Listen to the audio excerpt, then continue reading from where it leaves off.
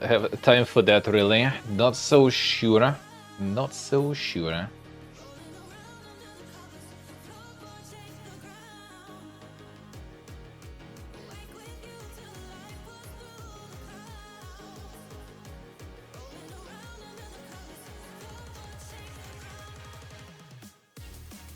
I'll save window. And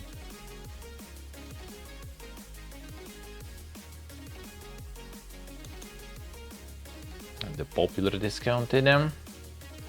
What's the peak sales on this one? Demos. I don't have the peak sales on this one. Come on. And the Bulwark CSC doing all the mon hunting. Enjoy. And the Sinking City I did play the OG. I did enjoy it. The open world part was kinda scuffed shit, but everything else was actually good though. Everything else was actually good though.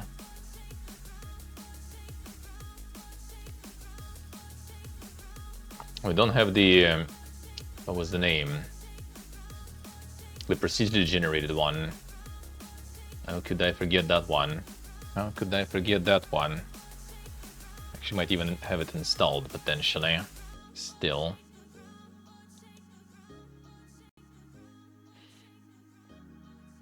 Nice to have all the indie games in.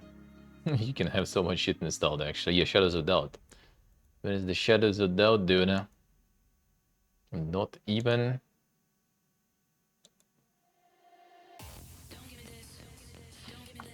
Don't even dare.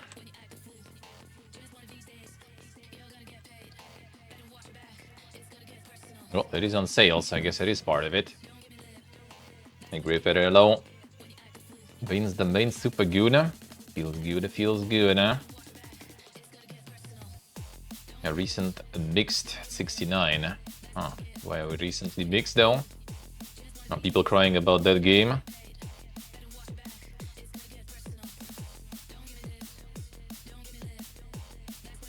The game is broken.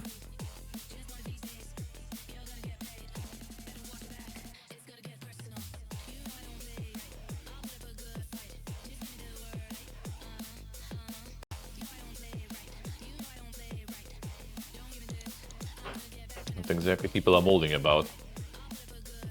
The game breaking bugs, eh?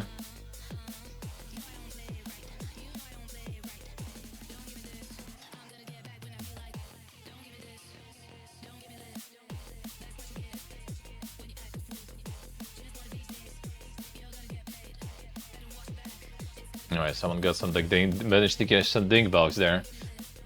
If I wanted it low. Hey Huxer. Hello guys, hello. The rot update? Yeah, I remember that one. Way too buggy and then finished. The most promising early access games I ever played. True. I'm willing to keep their promises or fix the game's fundamental problems.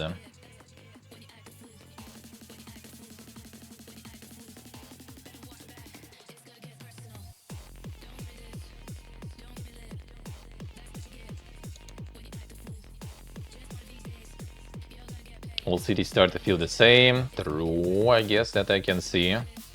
Game it is, Shadows of Doubt. Rhubarb. Interior is nearly identical. City Hall Hotel. Exactly the same appear in every single city. City layout never changes either. Many stop working, NPCs vanish.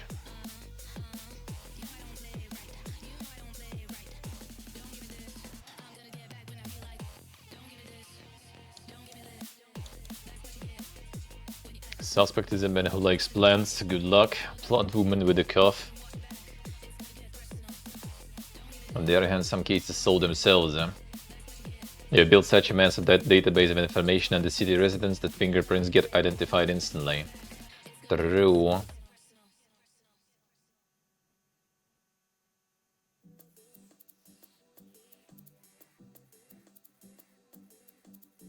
Yeah, I wish they would have some mode, you know, with like a little bit of the pre-made streamline story though. Like the actual, you know, kind of detective stuff, handmade, not just procedure generated. That would be good.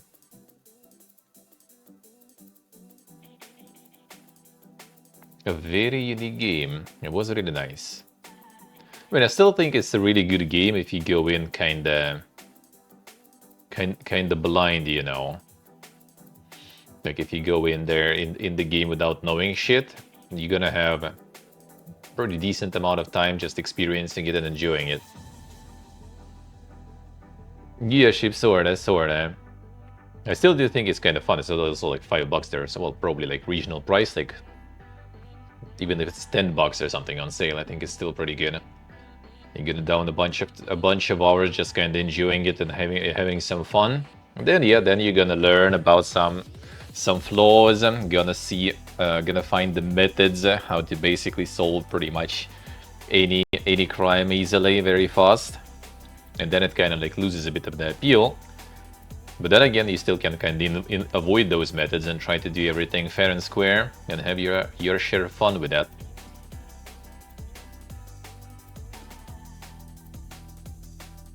And the sandbox mindset, yeah.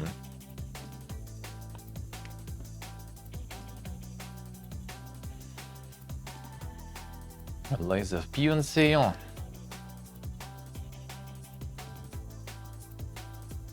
A new canonical expansion for Ark, damn. Canonical. Båge.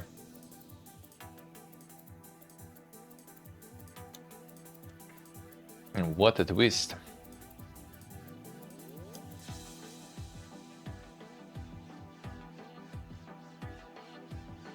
Division on sale and Anna on sale. And the Ubisoft got some stuff sailing going. A new Anna already 20% off. Alright. Just gotta wait some more. The Outlaw 70%. Let's get that number up, that number down, that number. Get it to like 90 off, then I'll consider maybe. When I have nothing else to play, which kind of rarely happens, so I'm not sure if I should even then.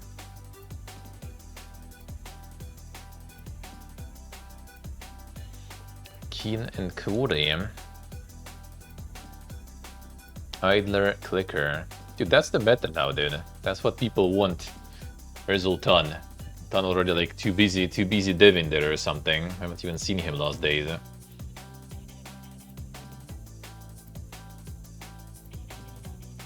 I need to add some idling mechanics in his stuff there. Easy life, easy life.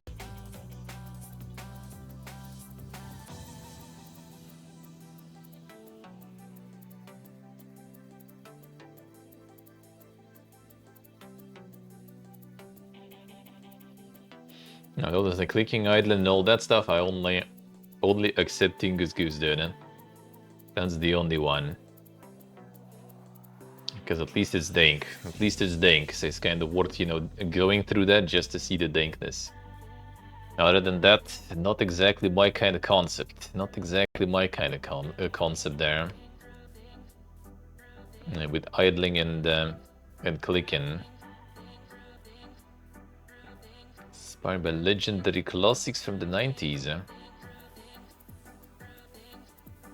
And a journey for the strategic decision, test skill, and optimizing automated production chains.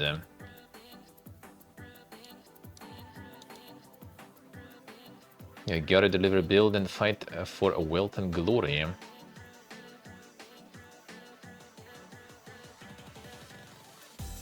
Deming's base builder, yeah. I mean, that looks kind of nice. It does look kind of nice. Have the Mega Krokens there too.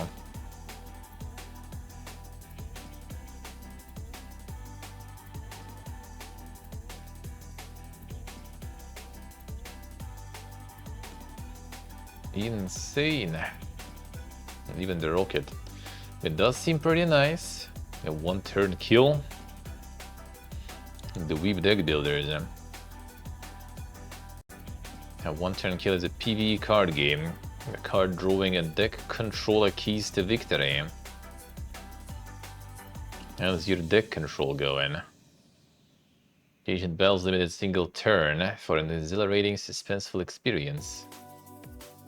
Train protagonist in the pixel art wasteland to face off the strongest of enemies and see what story awaits.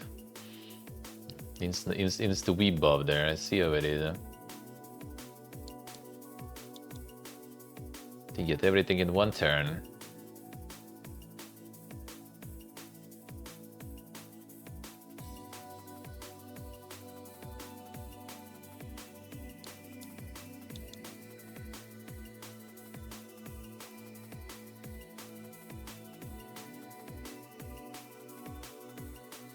Looks dink, looks kinda dink. Pay Japanese subs, yeah. Gotta reinforce the weebness, you know. Gotta reinforce that. Super Voden Radley Edgia. Spin-off of the acclaimed Super Voden saga. Any Super Voden enjoyers?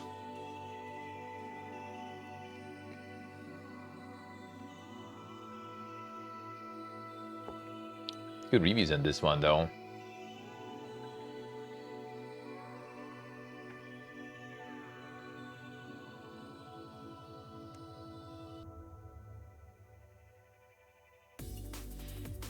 "2026 had not single new release, would not still finish all my games." Nope, I wouldn't. I wouldn't. I didn't even say I would, huh? Like, I'm sure I wouldn't. I'm sure I wouldn't.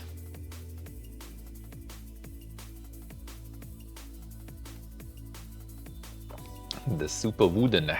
It's the Voden. Apparently it's the saga, so yeah, there's all the Super Vodens there, dude. And soundtracks too. You just probably don't really know who the Super Voden is. But there's like probably enjoyers of the series there, you know. A win-stop strategy.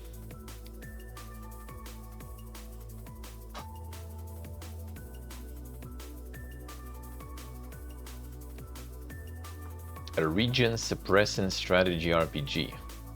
The fuck is the region suppressing one?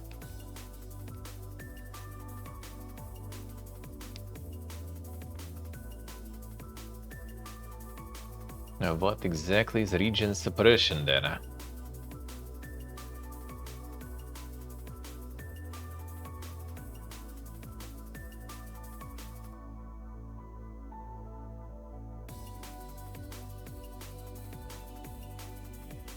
So now only see the yacht mostly.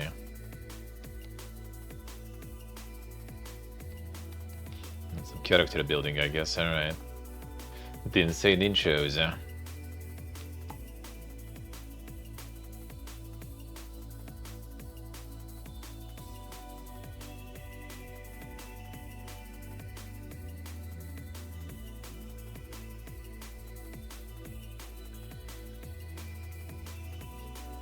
Feels AI. Could be, could be. You never know.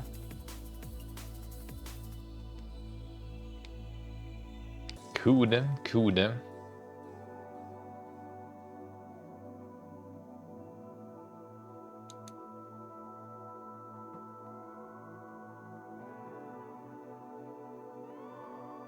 1.0 version even. Part of the art assets are generated using AI tools and initial concept sketches, which were then manually adjusted and revised by artists. There it is. Final work combines AI-generated foundational designs with human artistic revisions. There it is. And the translation also. AI and human revision. What if it's kind of like the get out of the jail free card, you know, nowadays, you know? We used, you know, some AI for foundations, and then we had someone revise it all. So, you know, it's still human, boys. Don't mind this. Don't mind this.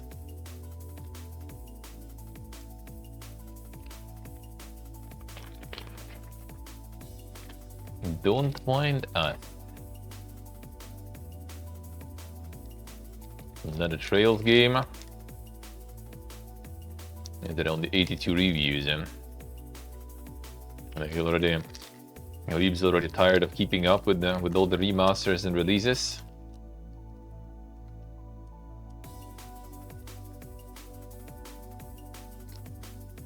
Another insane remaster in there going.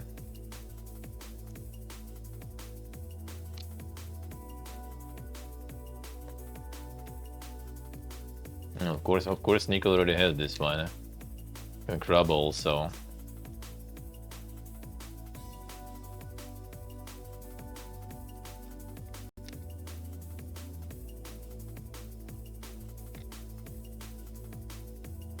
Trail is good.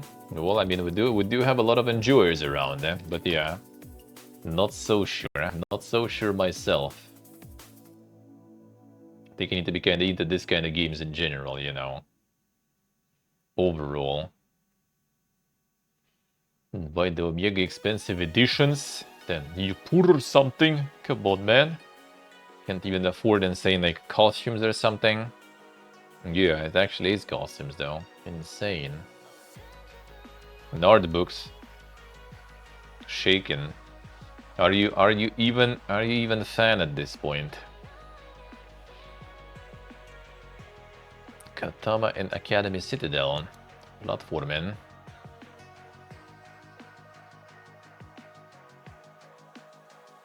High-Tech Academy in your quest to get the highest of honors for a student. Course that can save it in the direst crisis, and it's a 2.5D side-scrolling Metroidvania. And they got all the content in there. That's for sure. Looks like.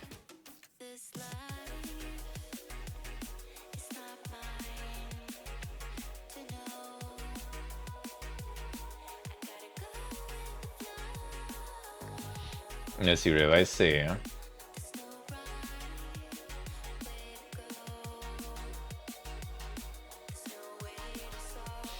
Easy to get invested in the series, actually, I see.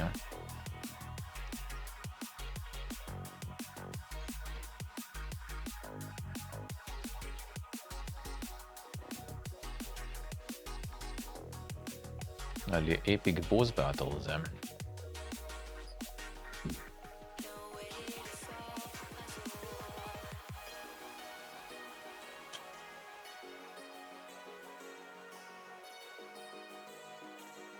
This non-weeb community. I don't know, man. I don't know. There is a lot of them, man. There is a lot of them.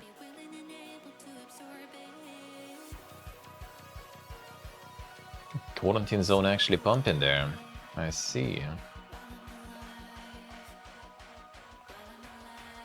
75% positive. It seemed kind of like the meme material there.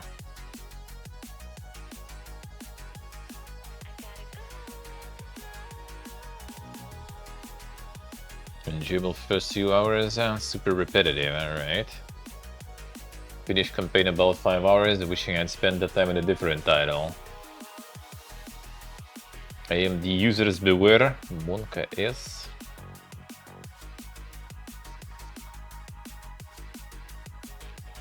Current fix, they offer pop-up a window on game startups asking players to downgrade their AMD graphics drivers. And that is partially why I kinda would love to be able to get the 5070 still, you know.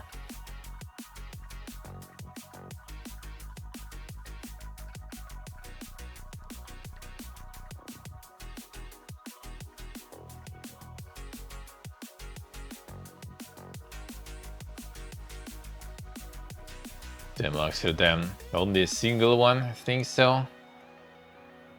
Way more. Well, it's forced you to be on the year-old driver, I see.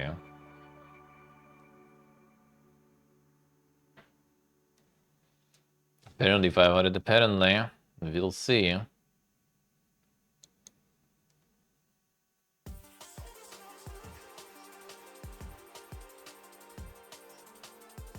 More dig building. I think we saw this one in upcoming. And that one did look also Kinda sus there. Yeah, they have like insane arts there too.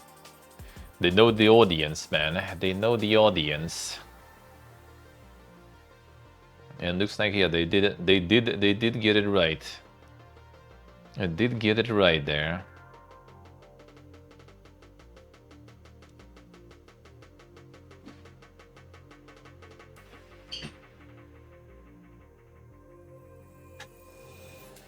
I think we saw it in Upcoming before.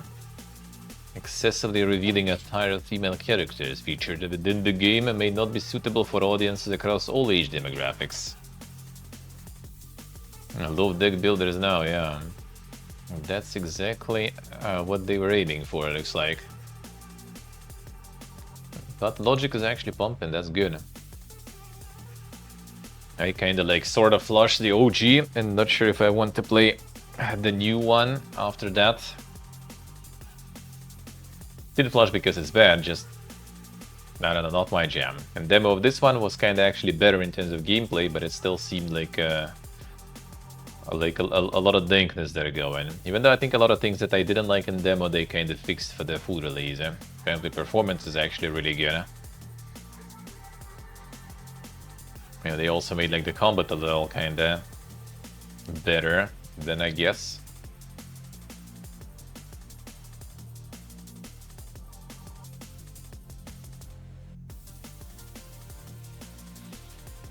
And yeah, apparently a little less overheating on this one, less like, you know, resource suffering. So that actually might be kind of good, but I don't know, man. I don't know. I think I'm still not gonna be super into it. Well, the story-wise and stuff is really interesting, but yeah, just the kind of game, maybe not for everyone.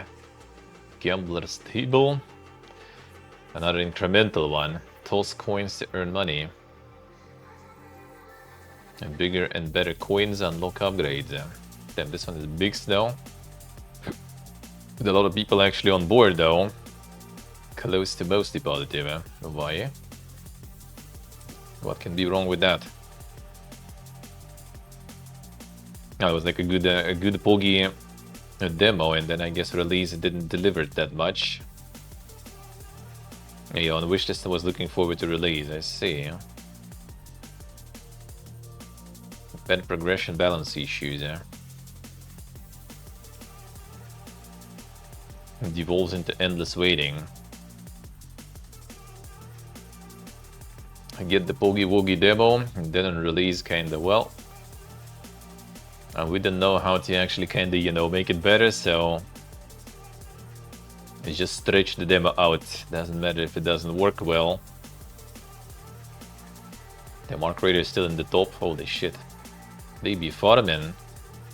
I think actually since the beginning of the year, which is 18 days, and they sold like over 2 million copies now.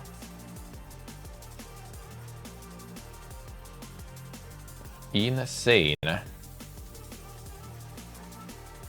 I mean, if they got like fucking out of everyone, they got third mask on board. To actually grind it so hard to get in like the worldwide top, then must be good, eh? Must be good then. I did like the beta though, so must be good indeed then.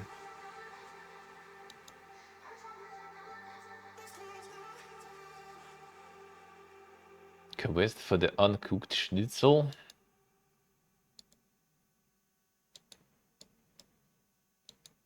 Hungry for the schnitzel. Problem is you have to get it. Sounds like the classic problem.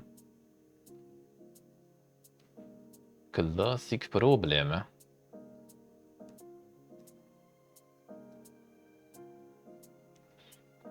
It's quite the name though.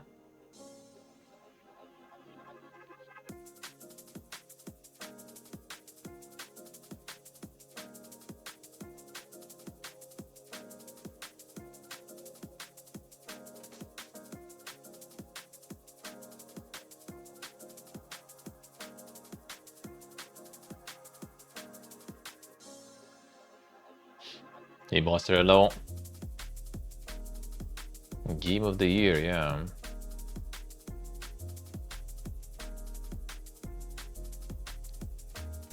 Did get the cats though and everything, so they know what to do.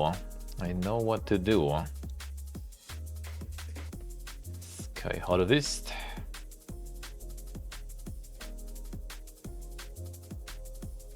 The Chief Farmer. It's gonna be more farming likes, I see.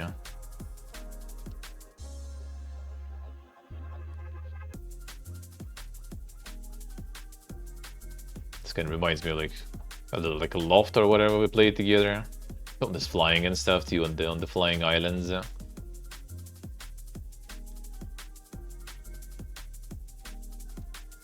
Survival on the flying islands there. Seen that before.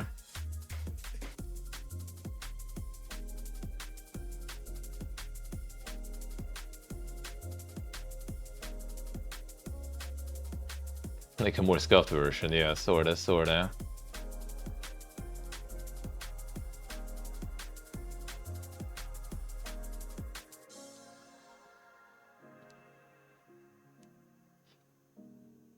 And the early access also, no co-open on this one. So I think the unlocked could be probably kinda better then. Maybe, a little more developed already at this point. Astra Nuke. Explore space from the comfort of your study. How constellations photograph planets and discover the hidden wonders of space.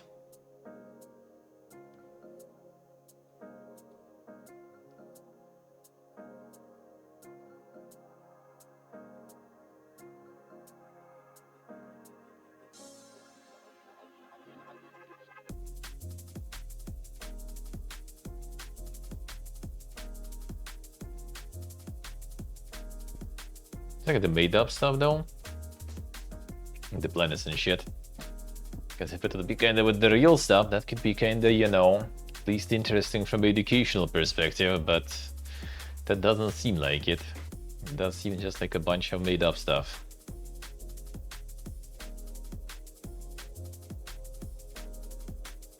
With the real, I think it would be kinda cool though. With some educational twist. Oh, the Island Guard. Yeah, we played the demo, that one. This was the ink. Epic adventure to rise to power in this new real-time with pause medieval fantasy RPG. Action and strategy mechanics. Fight and not explore, choose how you fight, configure your abilities, create powerful builds and combos, awaken your true power.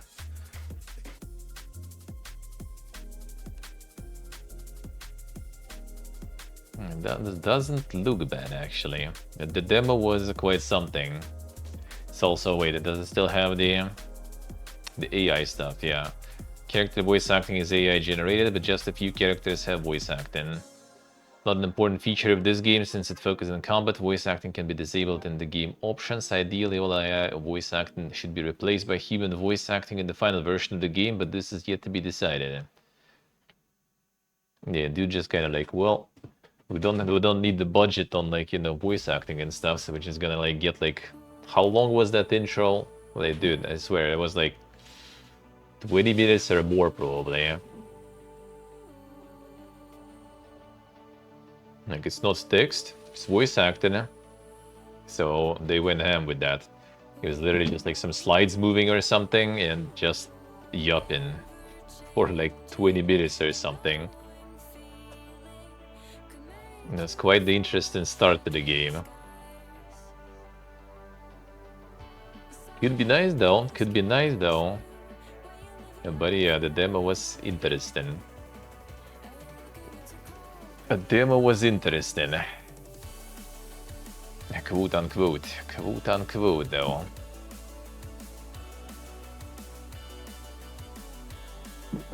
A virtual co-working. A virtual co-working with friends and strangers all over the world. Digital pals hang out at the bottom of the screen while you work, study, and get stuff done. Productivity tools, hangout spots, break time games, and more. Focus together. But that sounds kind of like at least an interesting concept. Does sound like an interesting concept.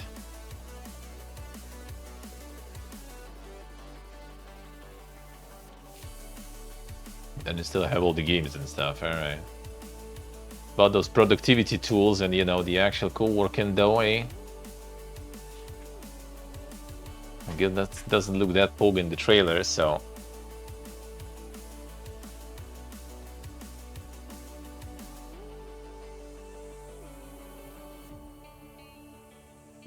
So you can get the stuff on the bottom of the screen there, I see. The to-do lists and everything. Music is...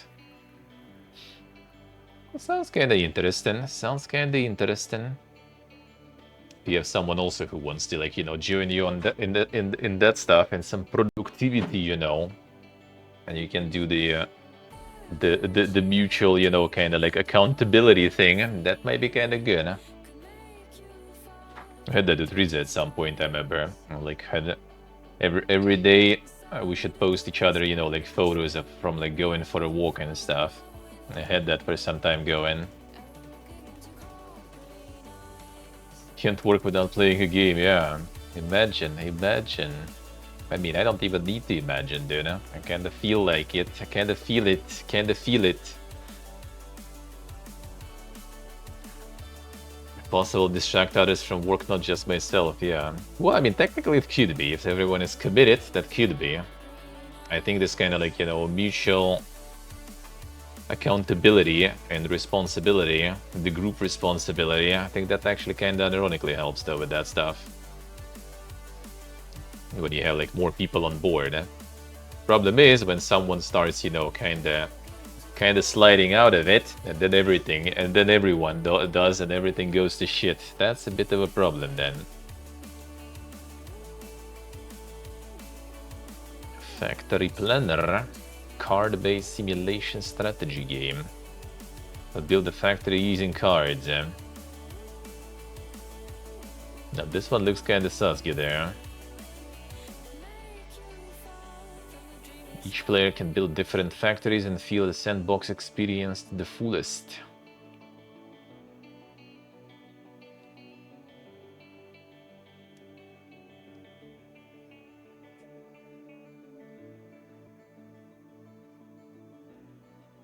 Stacklands, but kinda dank, sorta.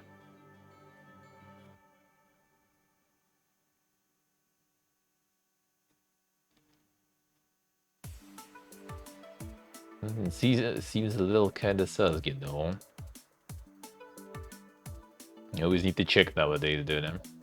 Yeah, this doesn't say anything. Didn't seem a little sus there with all the characters. Maybe I'm wrong though. Narrative Warrior, it also seems familiar. I played a demo of this one. No, I don't think so.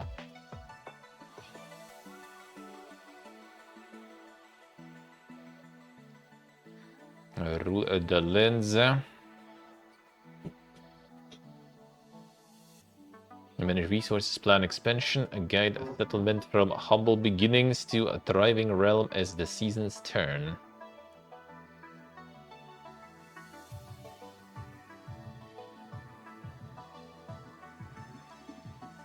Night in 3D with headset? Yeah, I'm gonna like also carry a fucking VR setup with me all over the world. Sure have space for that shit. And get it broken in the luggage also. Sounds like a good idea. Just imagine having money for that shit too. Ultimate Zodiac Party. Front slope.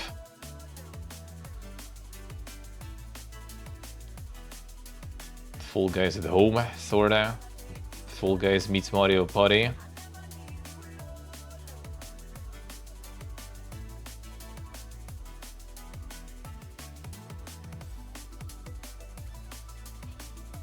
The sponsor, well, I mean, that's very nice, but yeah, I ain't gonna be carrying around the VR headset and travels with me. You know, issues sometimes getting like a fucking table and stuff when you arrive somewhere. Issues having proper internet, even. Don't want to have even more shit to deal with, eh?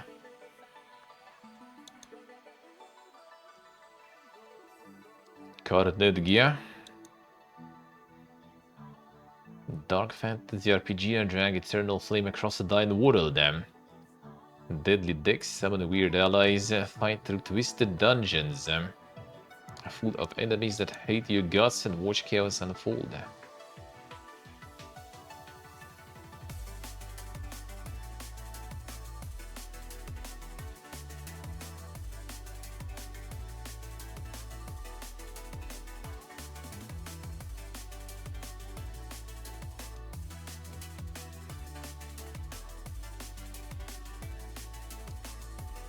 They did say now Alta Battling with some dicks.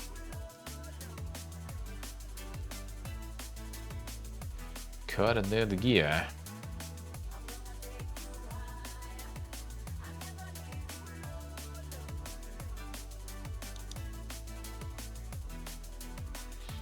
I like the style that much personally.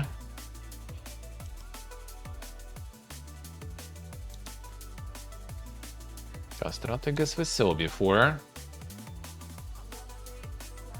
Macro Pros, eh? But the proper boomer publishers there, then. For the endurers of super fights there.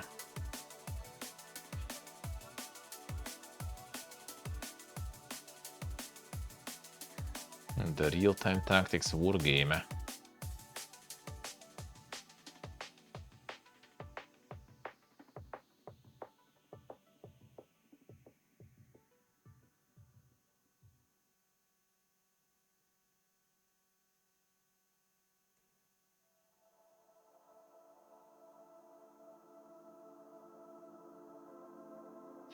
That seems pretty nice. If you like some stuff like Total War and everything, but don't want to bother with all the Forex part of it, why not?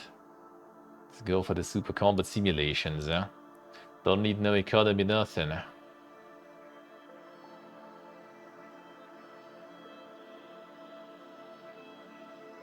Seems good, eh? Now let's see, any hidden gems there?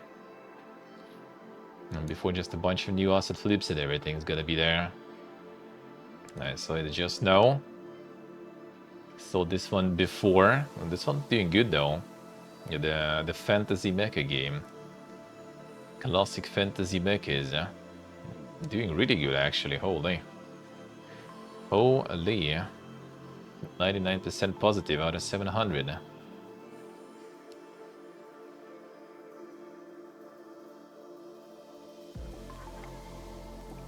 Very dink. I mean, price is also pretty good.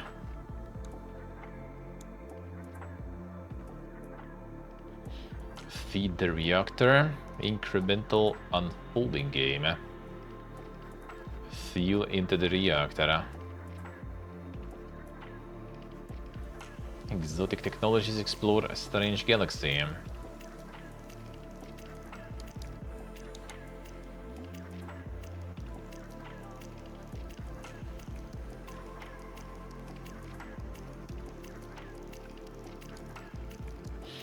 Seems nice, seems nice. Also kind of pumped to good reviews there. The Gold River Project. Release date 24th. You and your friends' open world camping trip gone wrong. Alone or together must explore, crowd build and survive the increasingly harsh environments. The Pacific Northwest wilderness. And cover the experiment trapping you inside.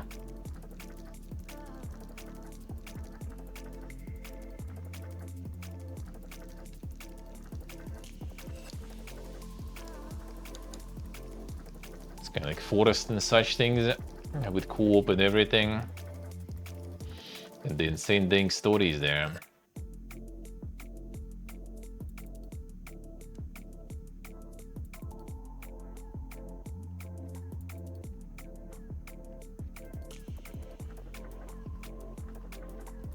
That seems like it might be quite scuffed on release though, but I mean, seems like might be more content for streamers, that's for sure. In 5 minutes to stylishly explode your way through the hordes of corrupted entities, the retro FPS, a roguelike, a liminal nightmare. I saw this one before on the upcoming, I think, or something. It's pumping pretty good. Pumping some good reviews there. Code Vein 2, 30th January. There it is. All the people waiting.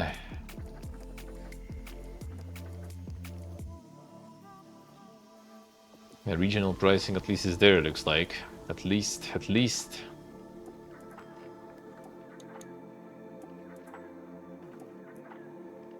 Forest Hustle. Dropped into forest with one goal, making money and paying off your 100k debt. Collect resources, make deals, upgrade, build, and hire workers to do the job for you. He's also the idler and clicker. A genre is taking over, man.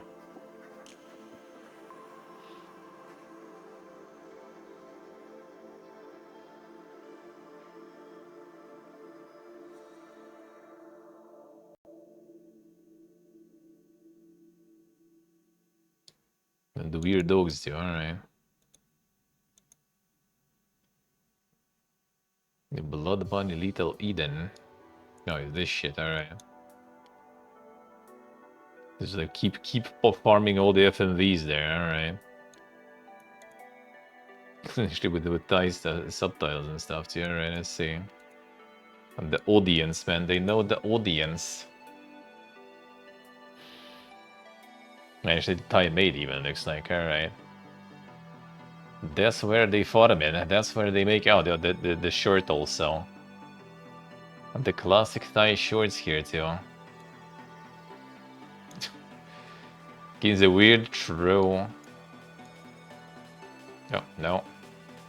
Team True, don't really understand, but yeah, I saw streamers like farming those. It could be Hawks, it could be, yeah, doesn't look a bit different, true. Even though the shirt kinda looks like the ones you see here though. Usually.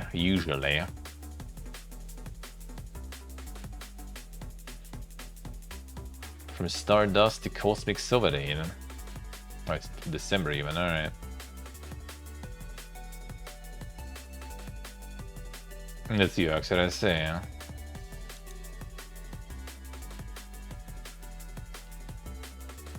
The Space Rock Breaker. Another incremental one. With overwhelmingly positive also, holy. That's the games that go well, dude. Cooperative tactical RPG set in the Dungeons & Dragons universe. Fantasy tabletop adventure.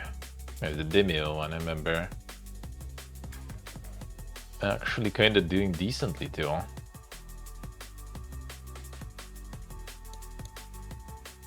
And must buy a game. Ooga. Alright. Well, let's get into them news then. Them game and news and see what is up there. See what is up.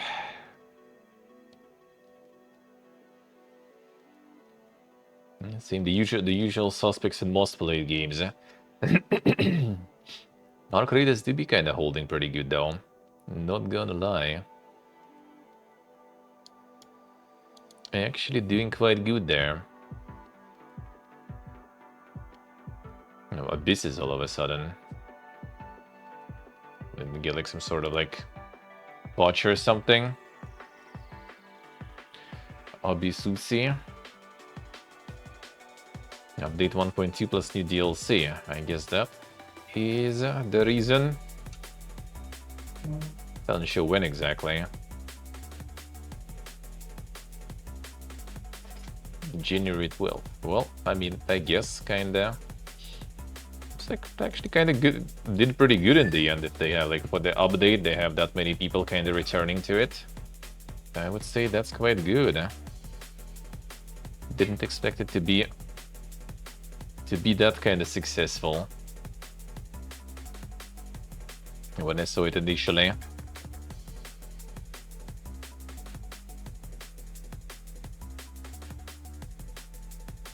Yeah, the big hope's out also. I wonder why I wasn't in the popular though. The big PP hopes.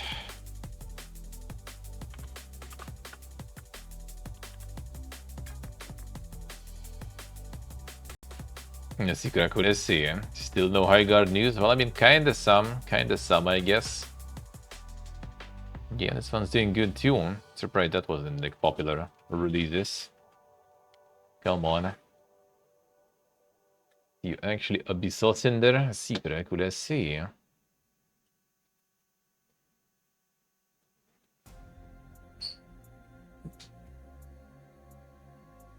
Already the plushie's out even. Insane.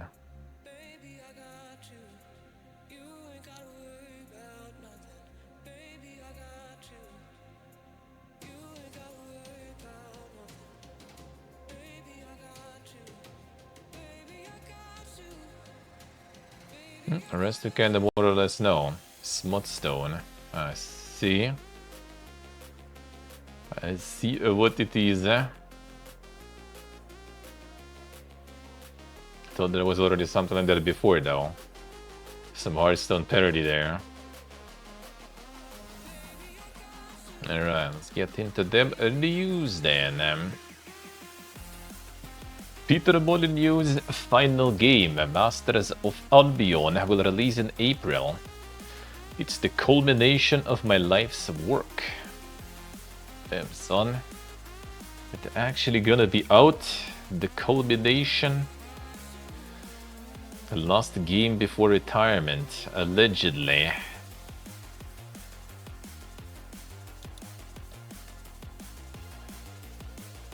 If you're a native... Yeah, nice. The expat odds, huh? Let's go. Official trader, Bog.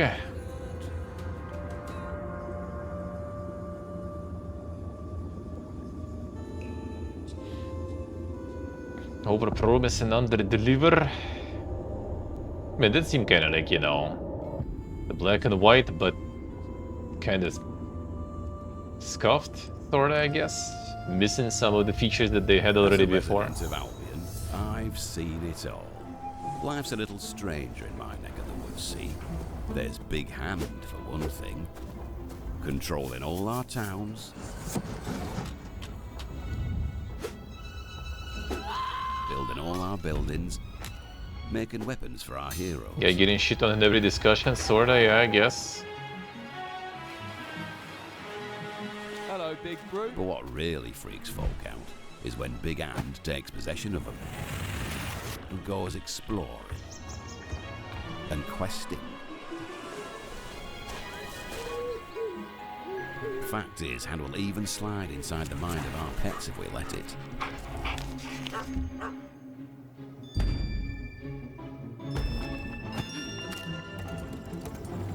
But we wouldn't have it any other way. Because Big Hand is our protector, see? Because once the sun's gone down, creatures of the night rise up.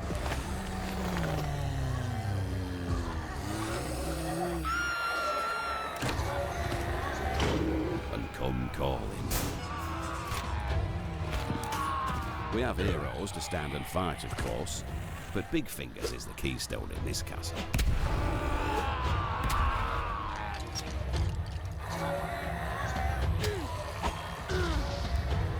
Gilbert.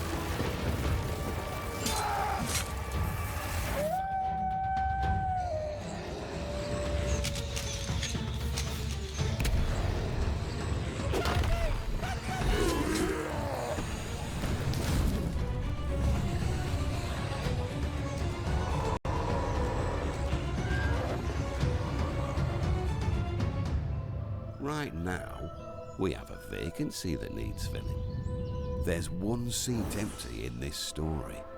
That of the Master. Might you be the one to sit on his throne? Might you be the next Master of Albion?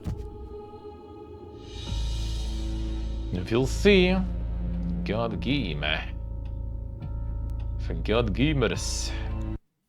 6 p.m. BST, and they even got the time. They even got the time. That's very nice, actually. Wish that would be happening way more often with the releases.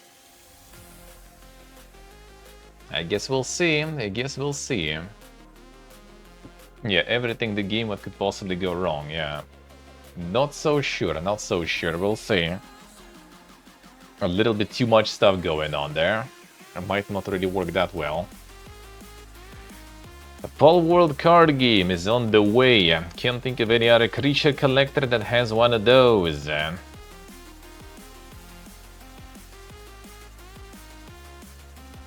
Going after a bit of Pokemon Spy there. Oh yeah, on Thursday. On Thursday we're gonna be watching some Fable stuff. True. Gonna be a longer stream. Be watching that? Probably, yeah. Probably. Most likely. A bit late for me, but I will, I guess. Why not?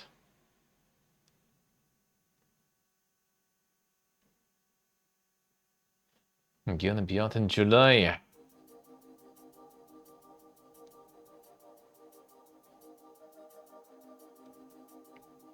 No direct confirmation of a PC release just yet. Console release hasn't been confirmed either. So just going for the mobile stuff even.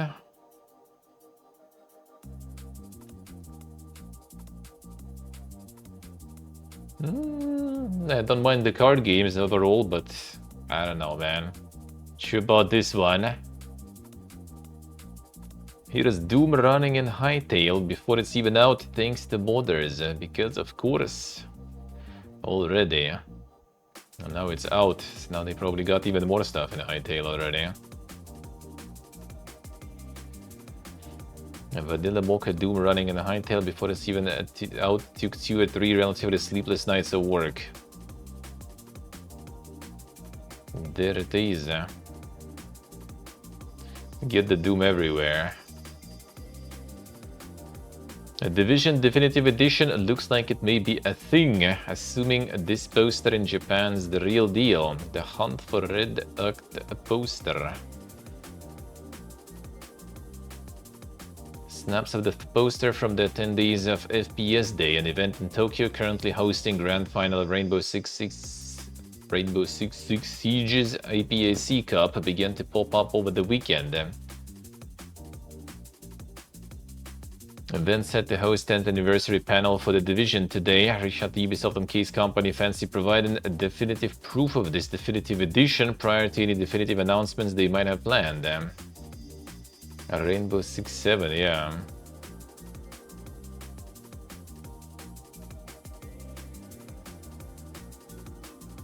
Another division.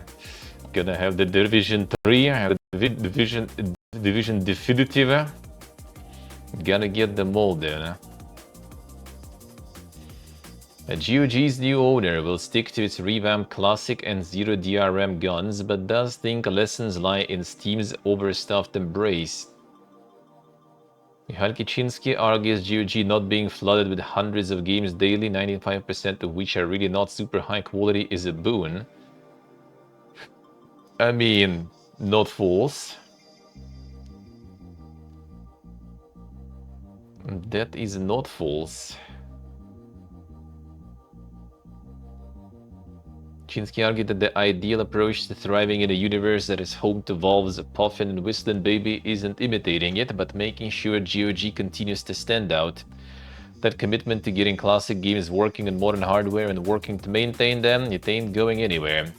Neither is the store's firmly anti-DRM stance, which Kishinsky neatly summing up the issue of such software continuing to be pushed by declaring most corporate people they make plain stupid decisions. Beast. That said, the exec was clear Steam's success does highlight areas in which GOG will be striving to do better going forwards. Steam is winning with its ease of use, and in that regard I think much can be done in GOG without losing its core values and the way it operates in general. I mean, GOG is not too bad, I think, in that sense. It could be better. It could be better, for sure. I logged in there for a reference. Like the whole like, you know, the store, like when you just open the app, it kind of looks like where the fuck did they get like some sort of dashboard there or something even. Like it doesn't look like you on the store until you like press pretty much like here, I guess. And then things fail to load. Alright, there we go. Now this at least already kind of looks like the store here, kinda. A Winter Classics promo. Heroes, Dragon Age, Fallout. Yeah, the subscription service thingy. The game is 4B. Get the promos. I don't know if it actually works like really good to have all those like promos, a crazy amount of that shit. Like, oh, we have like, you know, like the week of like Coomer games, we have a week of turn-based games, we have a week of like detective games all at the same time. All, you know, like with like insane discounts on the sticker. Like, do you really need that many at the same time? Like, do you need to like spread out attention that much? I don't know if it works good. Huh?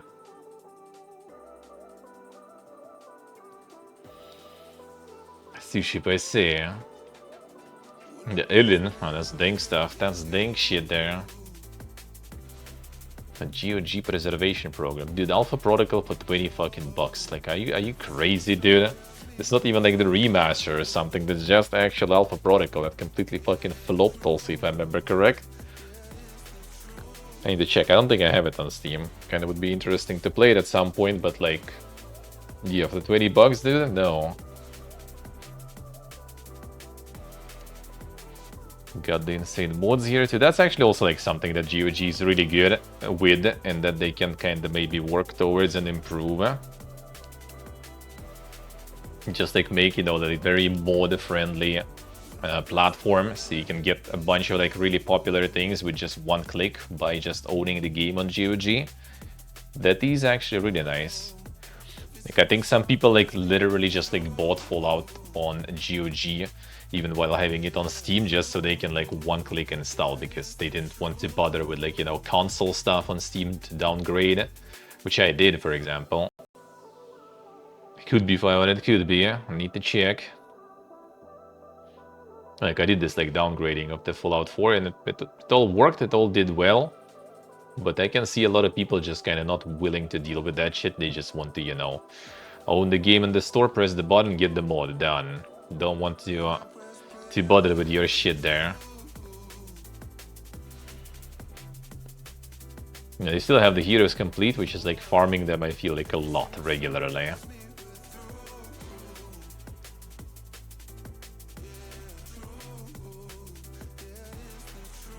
And the Fallout here and stuff too.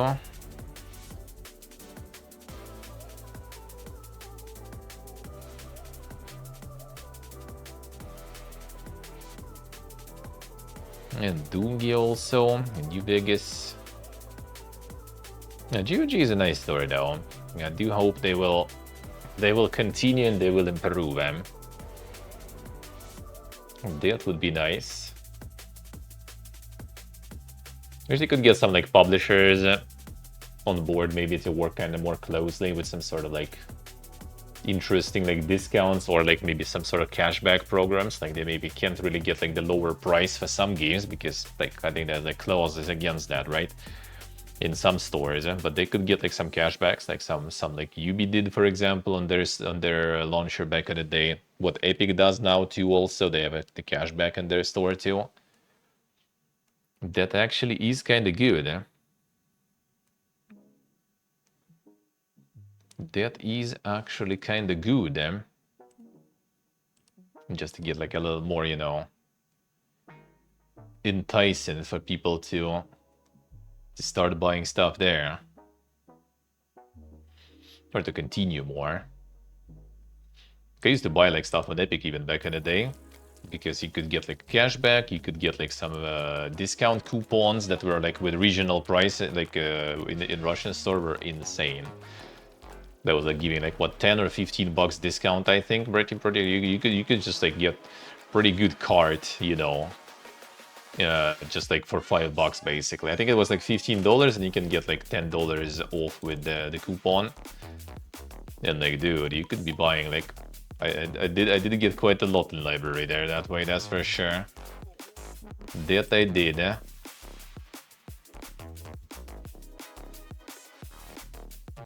Bro, what the wait, really?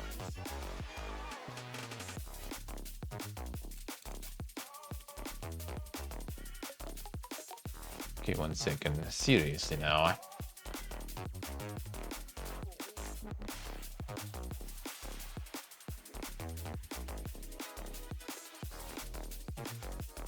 Ah.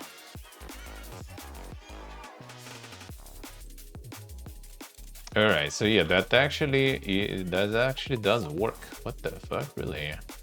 It works. No way, man.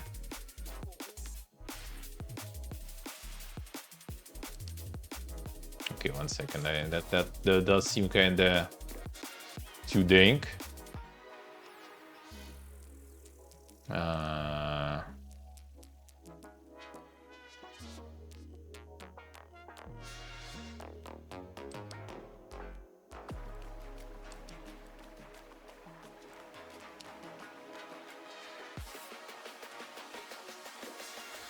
They really do have that. What the? Holy. Alright, yeah, I got like the email for that for some time. And I'm talking about the GOG and the stores. I remembered about this. So if you do like the Hooded Horse games, right, that I do play a whole bunch on my stream regularly, all the strategies and all that stuff, right? I do have them on my Nexus store here. And apparently, Hooded Horse actually is doing some insane rev share stuff. I think it's actually permanent, sort of even. Well, the sales are not permanent, but the rev share I think is permanent. So I think they kind of like basically giving all the money to the content creators, sort of. Like the whole like massive cut. Like the only cut that is gone is the one that goes to Nexus itself, I think, and maybe a little bit to Hooded Horse. I think you can click on like any game and basically see. It's insane. I didn't realize it's that much. Like, holy fuck. Well, if that will be permanent, that's insanely good, dude. Holy. Yeah, this shows to me, like, you go to Whiskerwood, it's basically like 19.49 the game price with sale right now, and $60 goes like to the content creator who brought the purchase to meet it. Like 80 like over 80% rev share. Like, what the fuck? Well, I mean, if they'll keep it that way, up down, that would be nice. That would be nice. See, if you would be into getting some of the Hooded Horse games, now feel free to do it through my Nexus store. It's still gonna be the Steam key and everything.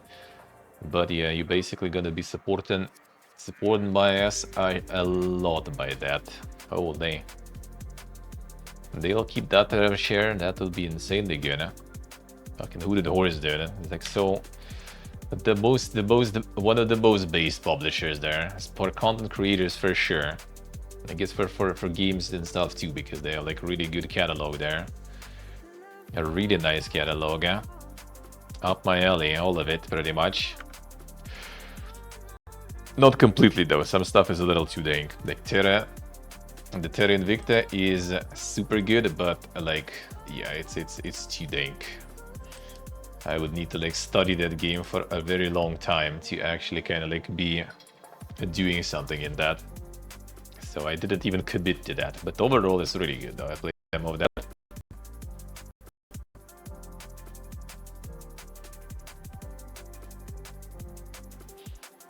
On the flip side, things GOG's current makeup facilitates with Kaczynski reckons are key to the strength of what it offers the would-be PC game buyer. GOG is a very curated platform. This is, I think, one of our strengths. We don't release hundreds of games daily, 95% of which are really not super high quality. He said, adding that this relative lack of overwhelming rat race compared to Steam's ever-raging battle for Rise can be a boon for smaller developers. And he's not wrong. The only issue here is that, sure, you're gonna get like more eyes. Like it's easier to get the eyes on your game on GOG, but there is not that many eyes, especially in comparison to Steam.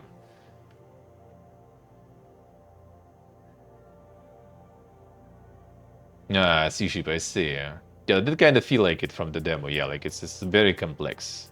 Like you can learn about some of the things that you didn't do right way later. That's kind of like a decent amount of their strategy games in general. Like same, I would say same kind in Whiskerwood also. You can just kind of like start doing things not in an optimal way, and then later down the line you just realize that you kind of fucked. I think they did update it a bunch though, so it probably did change a lot, but not 100% sure.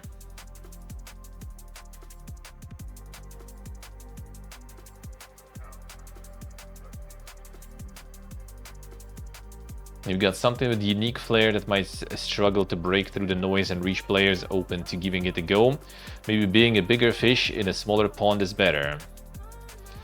I think it's also like not that simple though to get. I don't remember. I think Ultan mentioned that he also like was reaching out to GOG, and I think it ain't that simple to get there whatsoever.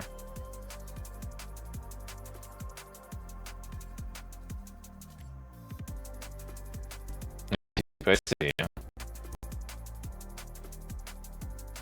GOG Managing Director Maciej Galibiewski did point out that in this chat that the store are getting better at getting new games with each passing year, packing releases from the current year alongside their calling card good old games. Kaczynski was clear that competing with the likes of Steam in that area in future isn't the goal, though he wouldn't commit to anything concrete when asked about a previously floated idea which could be a natural way for GOG to double down on classics instead, making their own remasters in a similar fashion to System Shock remake devs Night Dive Studios. That path very much isn't being ruled out though, very close to what I've said about development and publishing, being close to those processes. We have a very big talent pool in Poland in that regard, so it feels very natural to grow in that direction, but it's too early to say any concrete things. Seeing the trash food on Steam, I mean, true, yeah, I do think that some curation on the releases is good, for sure. For sure, but I think their curation is quite something. I don't know, you need to ask Ultan. I think he mentioned before, but I forgot already. Like, I think he did try to approach them, and it's like pain in the ass to even approach them, basically. I think if you kind of like no one, you know, with your indie game, you're not gonna get on GOG anyway. So all this kind of like, you know, we prevent the flood of like the subpar games, but I think with that they also prevent a bunch of other games to go through. And given hosting big mods, including the likes of Fallout London and still in the works Sky Oblivion, has been another growing string to GOG's bow in recent years. Personally hopeful its new ownership will keep that ball rolling too. After all, it's another area Valve's behemoth doesn't have totally locked down. Even the Steam Workshop continues to be modding hub of choice for certain games. Yeah, like the one-click modding and stuff is really a big benefit of GOG for sure. Fire GTA 6 devs suffer a setback in legal fight against Rockstar as UK court denies a request for interim relief. War of words over alleged union busting and leaked info continues. So they're not gonna get the salaries then for the fired ones while the court is going. Obtaining interim relief was always going to be an incredibly high bar to beat, and that the setback does nothing to dampen our hopes of winning justice when the full hearing takes place. call attention to employment judge Francis Eccles' ruling that there was no evidence of the respondent having suffered any adverse consequences as a result of these postings on Discord. Hearing includes a little more from either side about what exactly happened on the union organizer Discord channel in question. Though this is just a preliminary procedure, the bulk of claims and evidence are to follow when the case goes to court. According to the ruling from Eccles, over half of the roughly 350 members of the Discord were members of IWGB, but some were no longer employed by Rockstar. One of the channel's members is said to have written articles about video games, including one about Rockstar and GTA. To give some background on that latter allegation, Rockstar indicated to IGN back in December that one member of the Discord was a game journalist, while another was an employee of a rival developer. Rockstar claimed that moderators were not aware of the identities of every member of the channel, creating a security risk. WGB Communications Officer Jake Thomas countered that all members of the Discord were either union staff or officials or Rockstar employees, with moderators removing members after learning that they had left the company. Thomas did, however, concede that one union official present in the channel had previously written a couple of articles for a paper, but is a game worker and union rep and was in the group in that capacity. I mean, dude, nowadays you can say like anyone with like some page in the social media and who just like, you know, wrote like a big, like, you can say Stave is a journalist now because he, on Discord, he posts like the reviews of for the games he played through. So he's a journalist already. Rockstar have yet to say much about the nature of the confidential information allegedly being shared. The IGN reported it's a mixture of specific game features, comments on overall progress of GTA 6 development, timelines to launch, and company IT security protocols.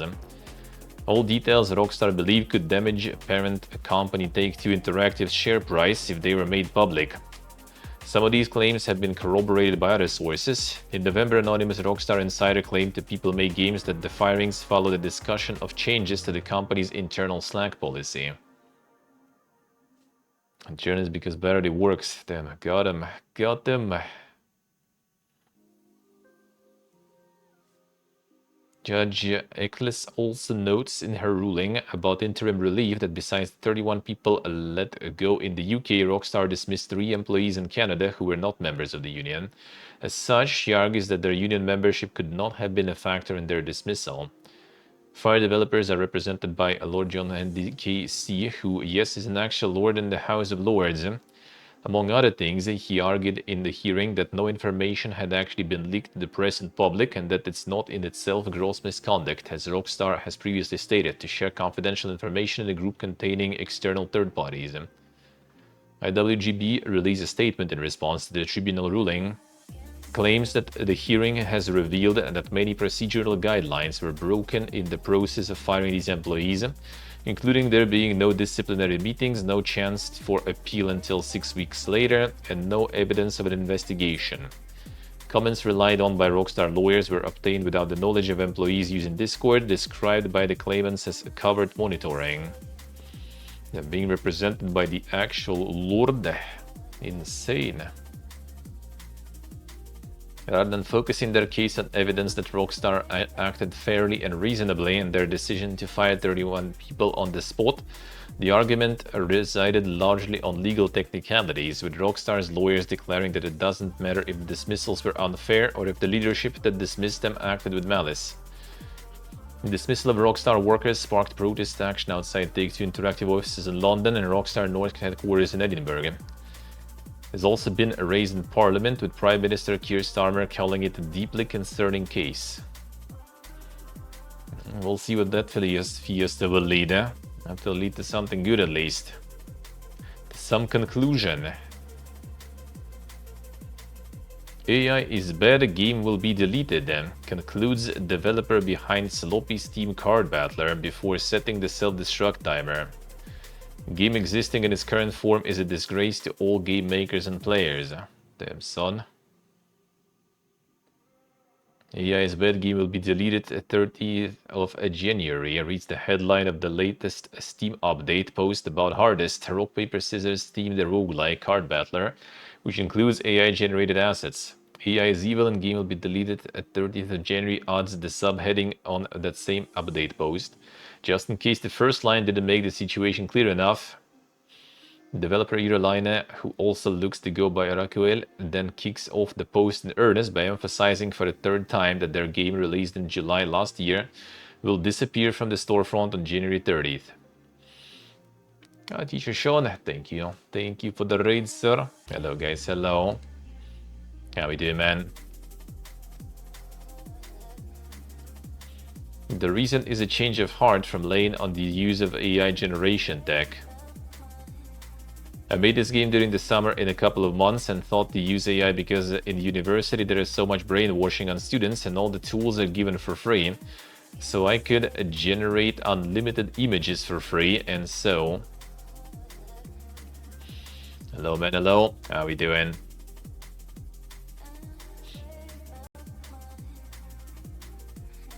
Hades 2 Sunday vibes. That sounds good, man. Sounds good, eh?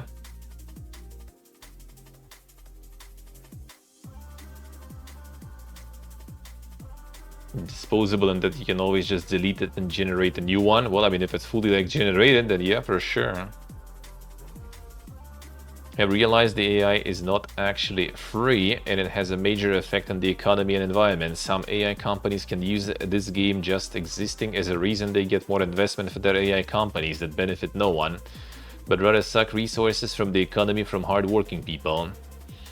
Towards the end of the post, the dev credits the girl I've been dating for a month as having helped them come to this conclusion. As much as Person Beats Woman makes good points about the ethical concerns surrounding generative AI, Person Pulls game, which uses generative AI from store, is a romantic tale worthy of big screen adaptation. I'm both slightly concerned and put off by laying some of the blame at the feet of their university's alleged AI-positive brainwashing.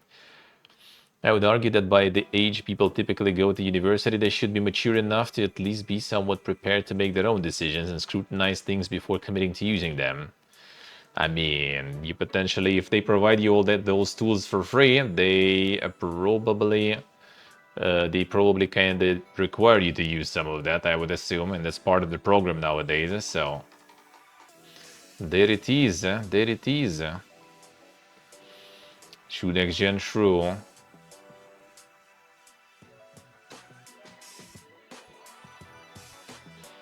Regardless, lanes come to this decision now. As for hardest future, they added I coded everything myself so I can in the future make a new game with real assets if I feel like it.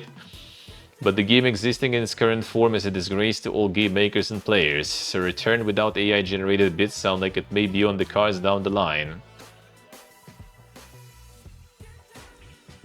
Let's see, is it still available there?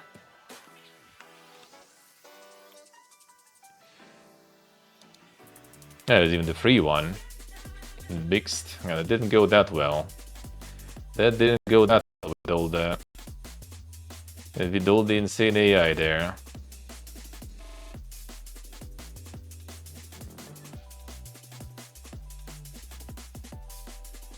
I don't know how many people also got here with those news. Yeah, there it is. Game will be deleted.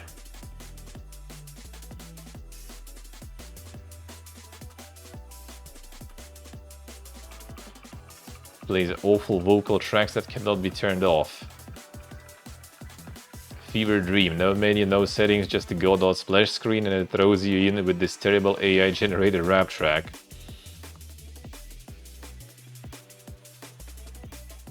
Two out of 10. Game is a joke, looks disgustingly cheap and soulless. Sure, it's free, but it's not worth a single second of your time. Horrible AI slop with horrible music and effects. I wonder if all this reception or lack of it actually is actually part of the reason it's being deleted now, and otherwise it wouldn't be probably. I wonder. Yeah, that's exactly the one. That is exactly the one. The Android testing now also.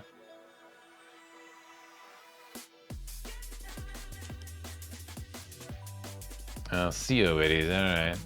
Well, I mean, good thing they do remove it now, though. Totally doesn't seem like a bad thing. Having asked Division devs to lay themselves off, Ubisoft are now cutting 55 jobs at Massive and Ubisoft Stockholm. Yeah, the voluntary redundancy. I remember we encountered that phrase. I remember. The future is now, dude. The voluntary redundancy. Earlier voluntary redundancy scheme didn't meet the requirements. Follows the completion of the voluntary leave program launched during the fall of 2025. Finalized the long-term roadmap and completed staffing and appointment process, which together provided clearer visibility into the structure and capacity required to support the two studios. And work and sustainably over time. A aforesaid voluntary leave program didn't do numbers sufficient for management. These proposed changes are forward-looking and structural. They're not related to individual performance, recent deliveries, or the quality of the work produced by the teams. And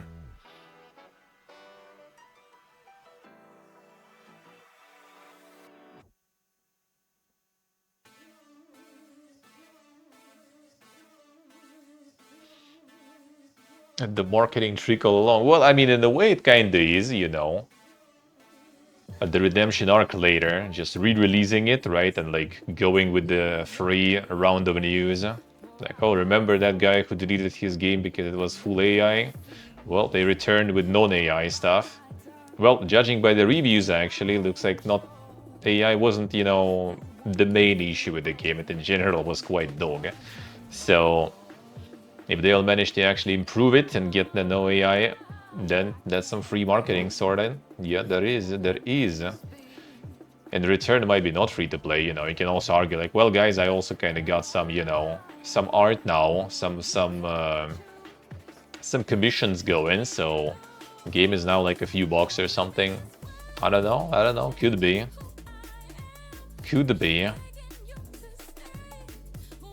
I respect the hustle, true. A long-term direction for the series remain unchanged. Unannounced innovative tech project with refined team setup, working hard on something new and ambitious. We can't wait to share with you what it is. Yeah, we just like fired a bunch of people who refused to voluntarily leave. But yeah, something new and ambitious is coming, dude. Absolutely.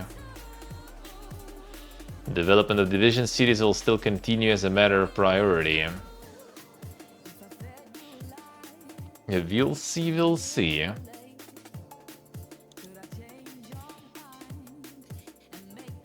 Fallout London hasn't developed into a Fallout 4-esque hub of new quests and expansions mods so far, and its lead has theories why.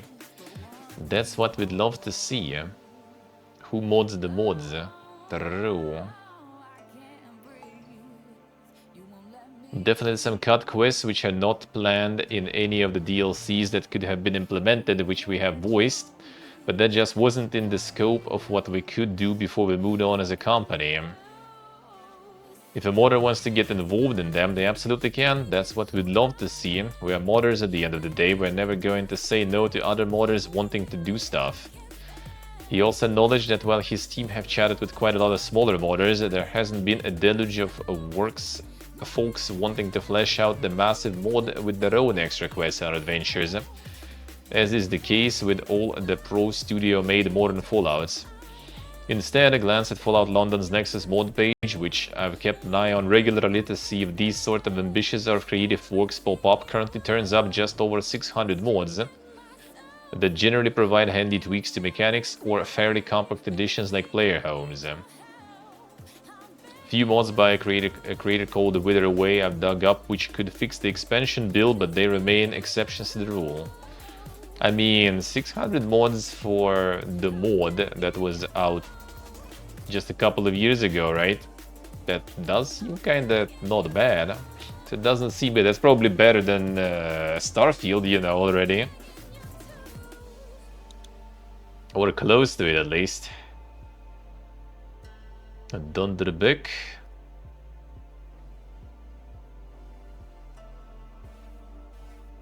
Cincinnati, a Porkopolis, city is the best. The other back job is to fight that mess.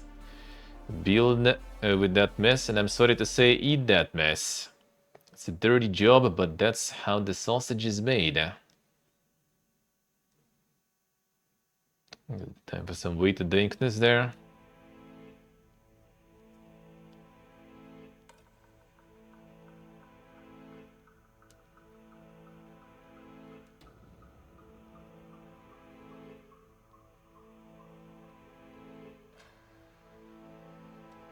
The fix command, I think? I think it's just like the... what's the name?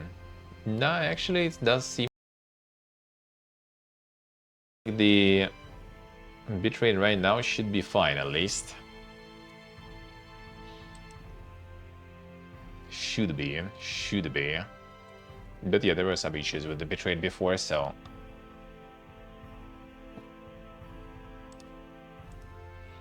That's how the sausage is made.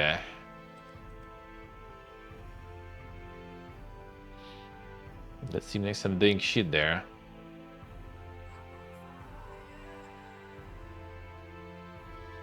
That unicorn there, in one case.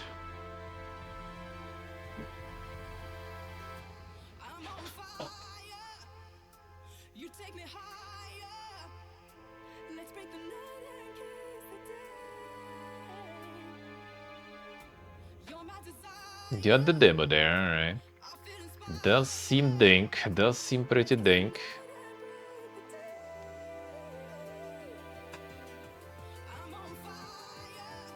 Cynic, I see. This? So you like cooking some dank shit out of rats and other things, huh?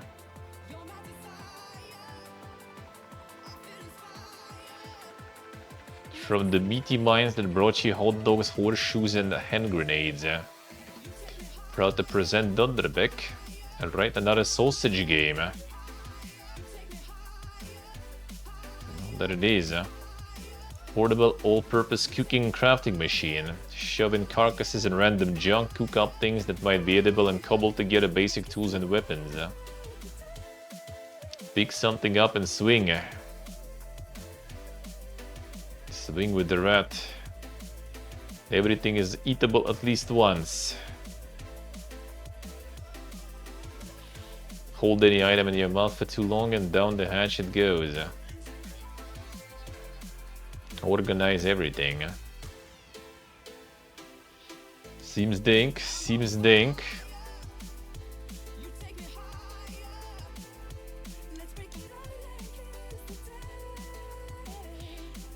Games Workshop bans staff from using Gen AI in Warhammer, saying they are not excited about it yet. No abominable intelligence in Warhammer art, but what about third-party video games?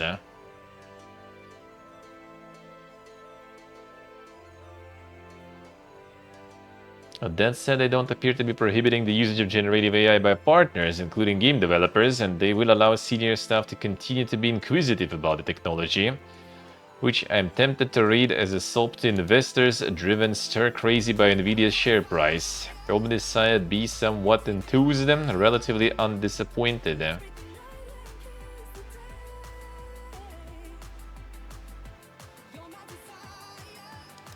Games Workshop stance reflects concerns about companies' art being appropriated and used for generative AI training. I'm sure they're also worried about a backlash from Warhammer's massive community of miniature painters and other external creatives. Recently, a poster marketplace displayed got it in the neck over AI red flags in Warhammer 40k artwork. Speaking during the company's latest financial earnings report yesterday, Games Workshop Chief Executive Kevin Roundtree shared the following. Very broad topic, and to be honest, I'm not an expert on it. We do have a few senior managers that are that excited about it yet. We have agreed an internal policy to guide us all, which is currently very cautious, e.g. we do not allow AI-generated content or AI to be used in our design processes, or its unauthorized use outside of GW, including in any of our competitions. We also have to monitor and protect ourselves from a data compliance, security, and governance perspective. The AI or machine learning engines seem to be automatically included in our phones or laptops, whether we like it or not. We are allowing those few senior managers to continue to be inquisitive about the technology. We have also agreed we will be maintaining a strong commitment to protect our intellectual property and respect our human creators.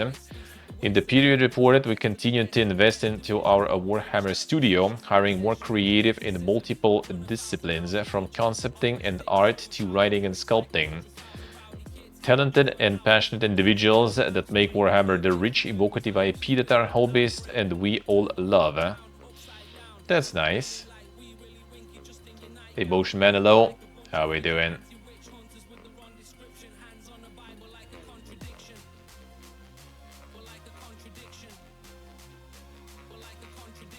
And the lore accurate right there.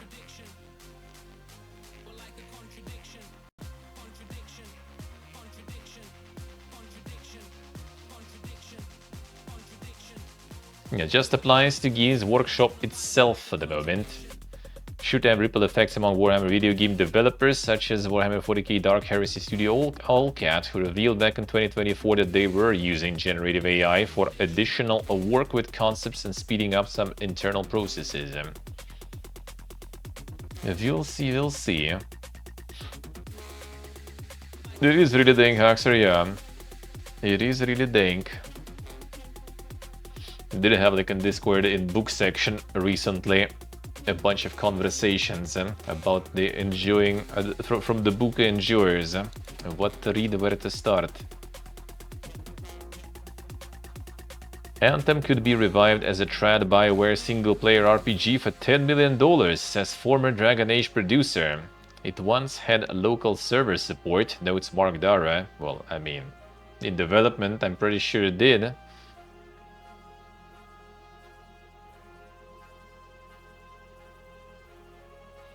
Officially unsupported doesn't necessarily mean gone for good. In one of his many tell-all videos, former Anthem executive producer and Dragon Age Mass Effect Kingpin Mark Dara outlined a plan for bringing Anthem back as a single-player RPG with a conservative budget of $10 million. Conservative. Dara makes his case for an Anthem re-release at the end of a gigantic new video. The truth about what happened to Anthem. Damn, son. Going to spend some engineering, probably making that be pretty solid, but it's not too difficult because you're getting there to a large degree by throwing better hardware at it.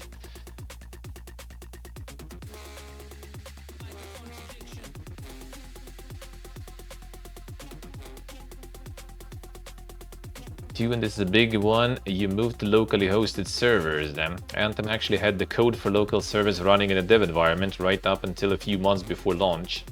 I don't know that they still work, but the code is there to be salvaged and recovered.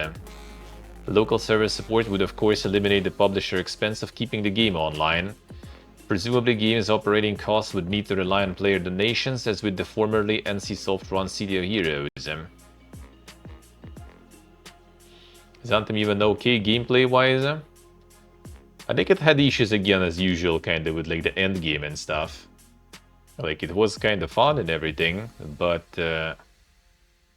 like I remember like the demo or whatever, like the beta or some sorts. It's kinda alright if you have people to play with. It was kinda alright. But yeah, apparently like the end game, you know, like the kind of like the grind and everything was not fleshed out. Like people kind of just managed to finish the game very fast, sorta, and then start, you know, molding about nothing to do, having nothing to do. Especially since it was quite pricey. It was also kind of buggy on release. It also, I think, performance wasn't super stellar. A game where the combat is designed around a group of 4 people, so where most of your $10 million needs to go is in the creation of AI party members. And since this is BioWare, go all the way and make them companions. There are some existing characters that you could potentially promote in the companions, but I think you would find that there is actually a lower friction route by making 3 to 5 new characters with dialogue, with plot arcs, and are brand new to the series that are people who would go with you through the existing story of Anthem as well as their companion content.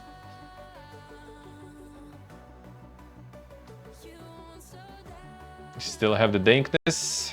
Still. Should be kind of fine, I think. Like the bitrate is not kind of going that bad. I think it should be fine. Not so sure.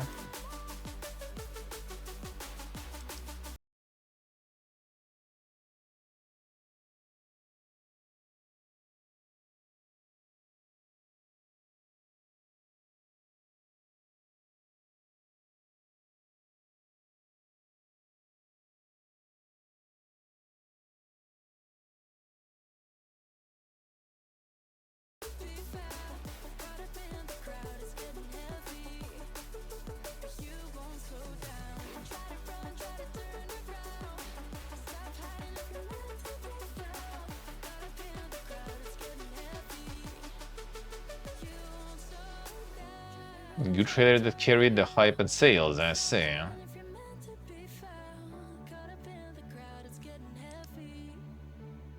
No,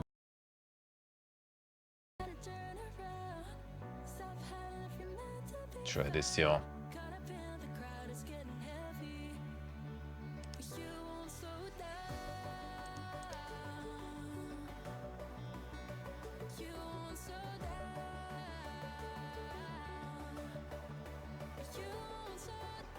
I don't think it would be a good idea to go like with Anthem kind of like returning to development and just making a full single player. But making some sort of like private servers or something, that could kind of work actually. If they would allow that to happen, which I mean wouldn't be the first time they do allow. I mean, they have Warhammer a Return to Reckoning servers, for example, existing for years already with their permission, so I mean, why not? I think that would be kind of nice.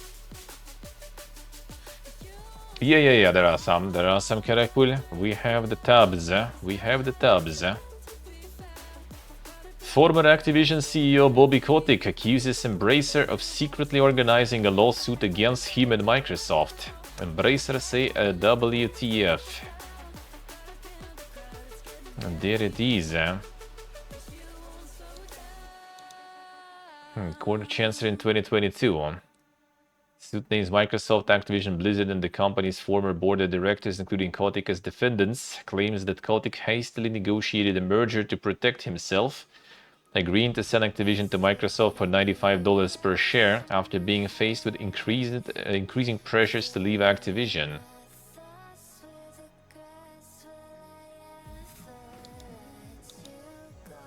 And the Super Corpa, dude.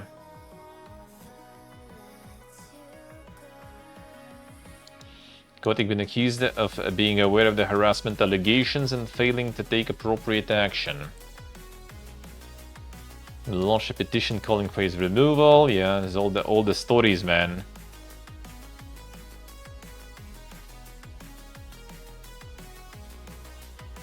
Oh, so the suit's still going. Shareholders in AP7 proposed class action could pursue their core claim that Kotick and other Activision directors breached their fiduciary duties, while dismissing other claims against Microsoft. If you want to get into the weeds of it, here's McCormick's 83-page memorandum opinion submitted in January 2025.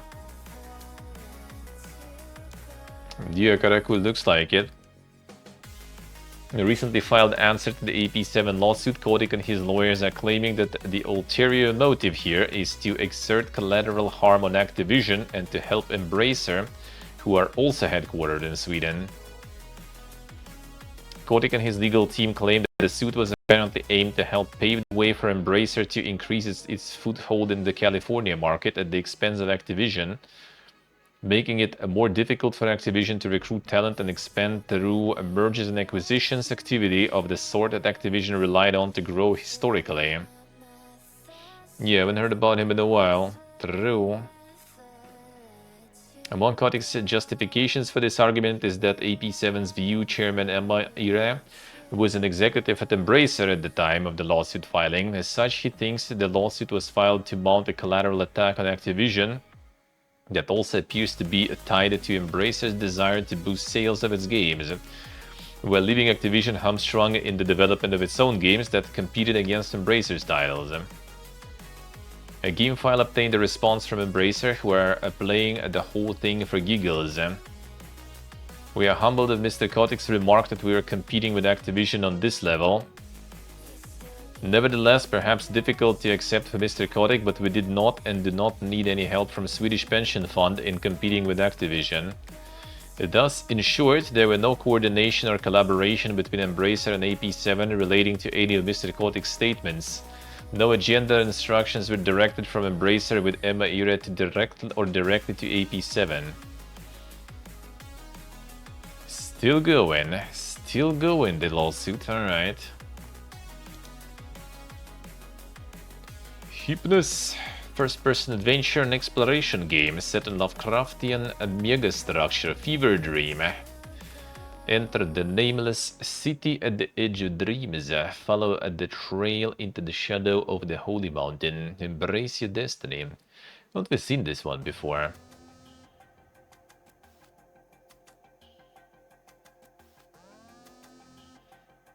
Bottom of the dumpster versus bottom of the dumpster, yeah.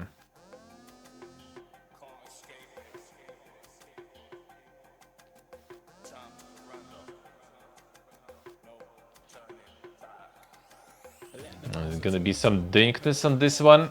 Dankness on this one. Does seem like it. Does seem like it.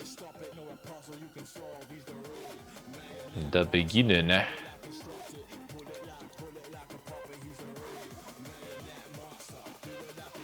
General mature content there. Wander unique semi-open world, find your own way through the nameless city. Branch dialogues, choices, alternative endings, a layered world. Transform the material of dreams and the city with it.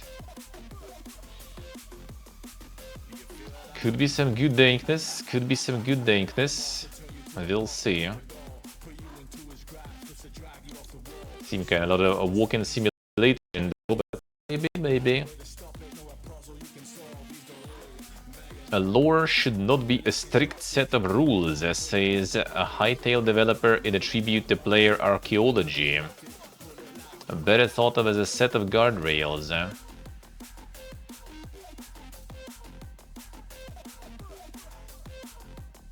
So what was that exactly? Posting the official site, the dev's loremeister Joe shared a few thoughts on the game's flexible ideas about Kanan.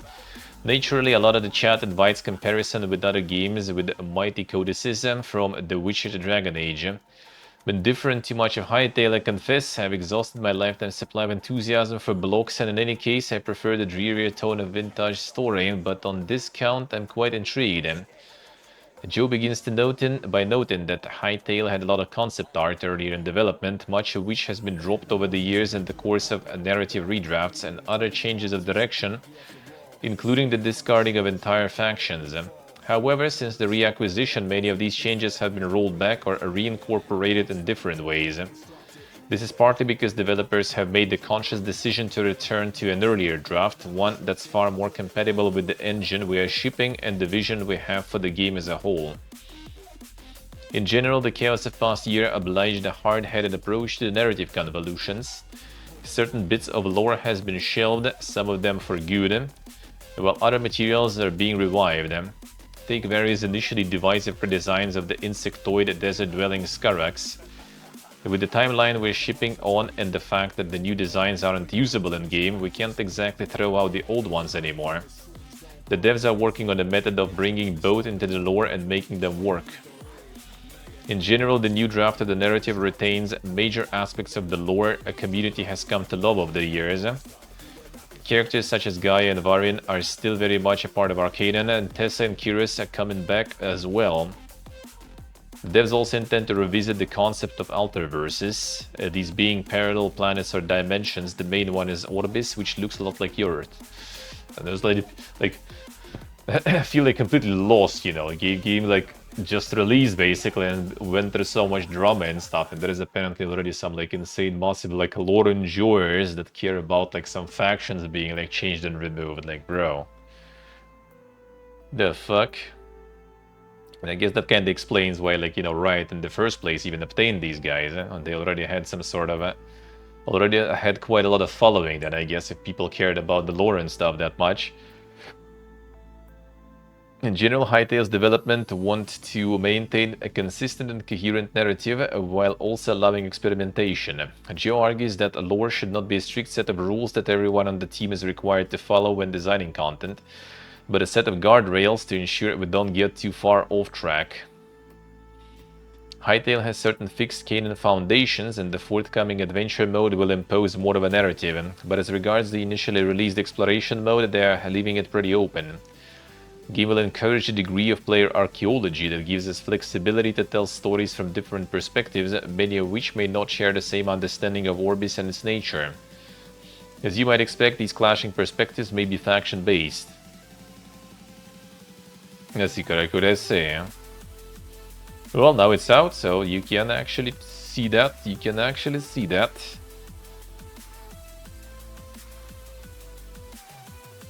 Currently no systems in place to support such an endeavor, and there has never been a version of the game that had anything close to a narrative implemented. Even the details of the story itself have never truly been finalized, so it will be up to you to dig up the roots. For the moment, there is a narrative of sorts in exploration mode tethered to a change in the world generation.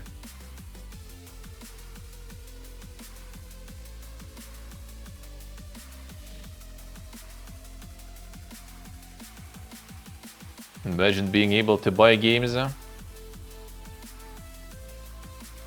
it's not releasing on Steam because, yeah, it's too raw. It's too raw. And it's not even about the 30% cut, because, like, I think for a lot of games like this, you know, the cut... I mean, cut is massive, but the amount of people who will actually find the game on Steam, amount of people who will actually buy the game on Steam but not gonna buy anywhere else is gonna be pretty big.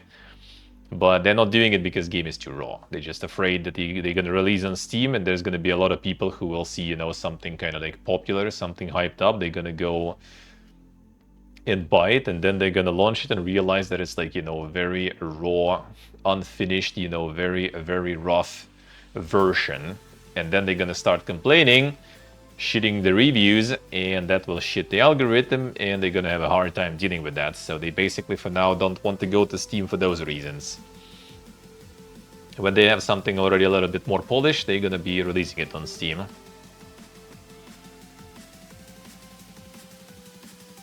A Rockstar launched official roleplay mods store where you can spend $67 to turn GTA into Euro Truck Simulator 2. Meanwhile, it's nearly £100, $132 for a drugs bundle. What the fuck?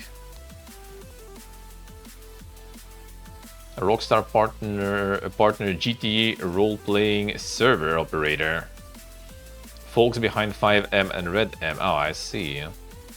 CFX Marketplace, store where you can buy a bunch of GTA role-playing mods, some of which are free and some of which seem pretty damn expensive. Designed to serve as a curated digital storefront where talented 5M Red M creators can share and sell their work, featuring purchasable props, scripts, maps, and much more. Something for every server and every player. Something along the lines of Bethesda's various creations, Bethesda.net initiatives. And modders' works are hosted somewhere that has the official seal of approval rather than third-party modding sites. Cost me how much to turn GTA into Euro Truck Simulator? $67.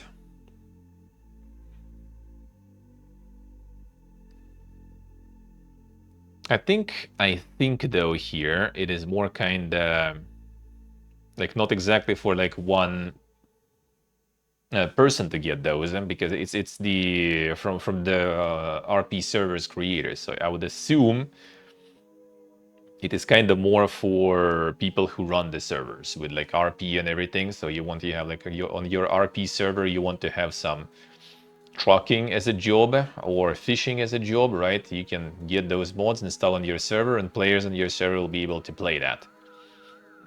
Which then makes kind of sense, you know, like because it's the server owner who may be potentially even earning some money from their server.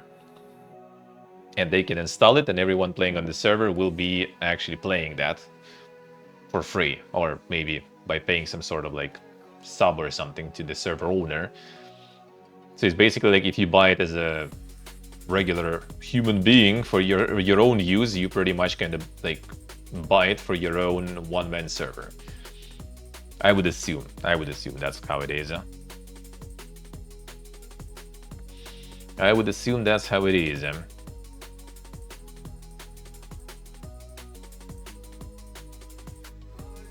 So not cheap and stuff, but yeah, if it's for the server side of things, then I can kind of understand that.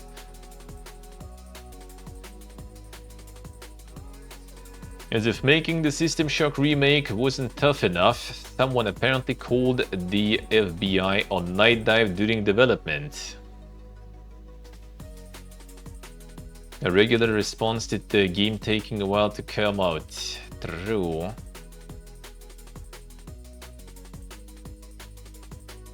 It was a really rough point in my life. I took a lot of that very personally because we had built up a considerable amount of just community respect and admiration. So much that many people were willing to risk a not insignificant amount of money on a project that I knew we were capable of doing. He was threatened with a lawsuit, any matter of things you could do to somebody. We got reported to the IRS and the FBI. It was awful. It was probably a good month and a half where I could not sleep at night because of the weight of everything that had to come down, some down on the company. Now, I don't know about you, but I'm really not sure a video game you're excited about is worth calling the FBI over. Well, I mean, welcome. Welcome to Modern Era.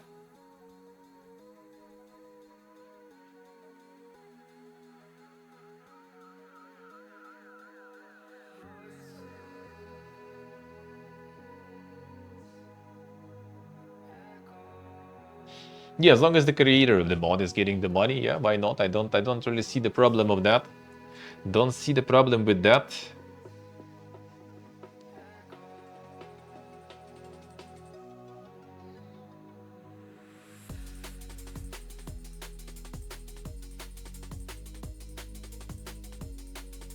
When combat is a passion, I mean, true, that is true.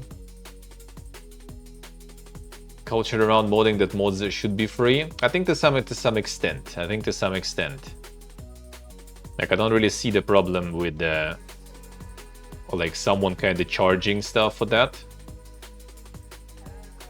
Because, you know, you don't buy it, that's it. Set up a Patreon, keep the mod free. Yeah, some like combined, you know, sort of model, I guess, is kind of nice. Like, you have like some people who are willing to fund the development and some people who can just get it for free. Yeah, that I think is kind of okay. That is kind of okay. But again, I think what was mentioned there is not exactly like, you know, the mods for the regular person to use. I think it's more for the server owners and stuff. And since some of the servers are probably quite commercial and can monetize, because like I think at least like all the GTA RP where all the streamers are playing and stuff, right? Those are quite monetized. Like even basically getting on that server to play was pretty much, unless you're like a big streamer, I think was pretty much costing you money. So obviously, you know, developers of tools for those servers, I guess, kind of didn't really want to provide their shit for free to someone who's making money off of it, right? So that kind of makes sense. It's more kind of like business, I guess, mods, not just mods for the regular person. Even though you can use them as a regular person, right? But like it's mostly aimed at the server owners.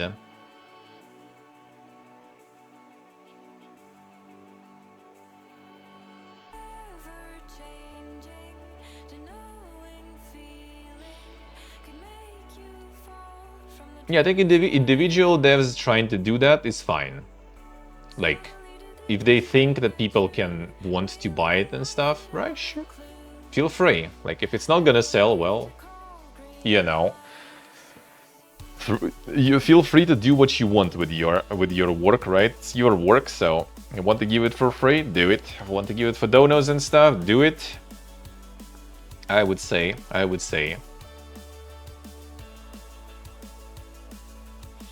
Like, the option is there. Should you do it or not? Yeah, not sure. Like, what I don't like, yeah, if it's like the developers, the owners of the game, of the franchise, right? When they force, like, Yeah, you're not getting the mods for free from somewhere. You can only get the mods from our special store. Creators get money from that, sure, but we also get a cut from that shit. That I don't like.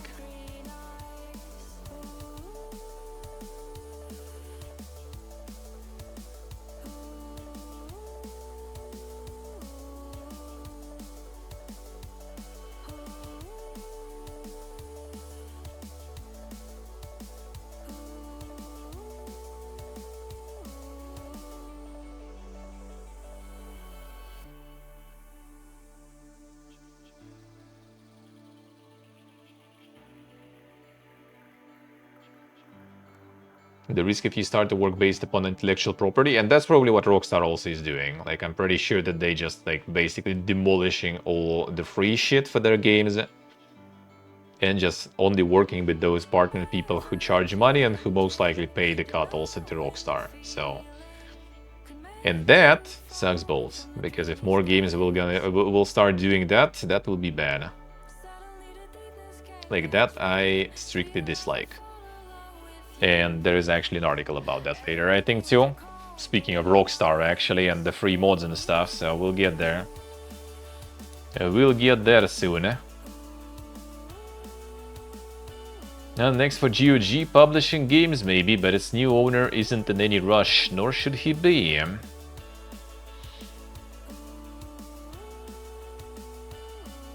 Kicinski, also co-owner of an indie game publishing company called Retrovibe.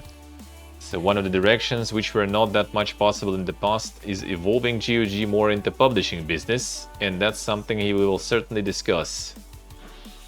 Hey, Portable Hello.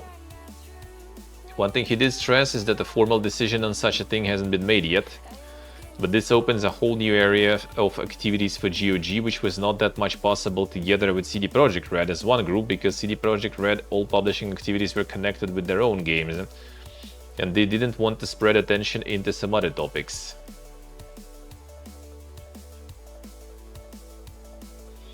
Worth noting that such a future is far off, as Kicinski only technically officially started his role as sole head of the company on January 8th, noting that the current priority is that GOG improves on what it currently does. And that we already read before. And that we did read before.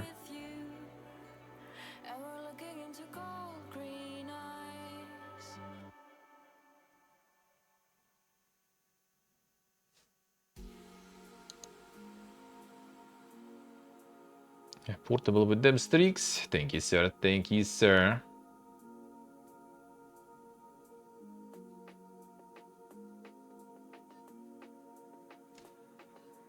Mirrors Edge's iconic art style, and yeah, turns out it was sort of an accident. Parkour for the course.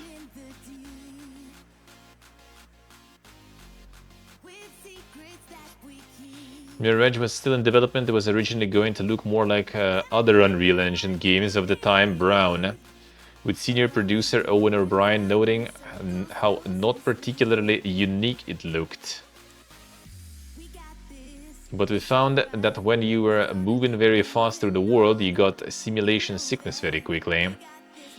Discovered that it was lessened if you made the world cleaner and less detailed.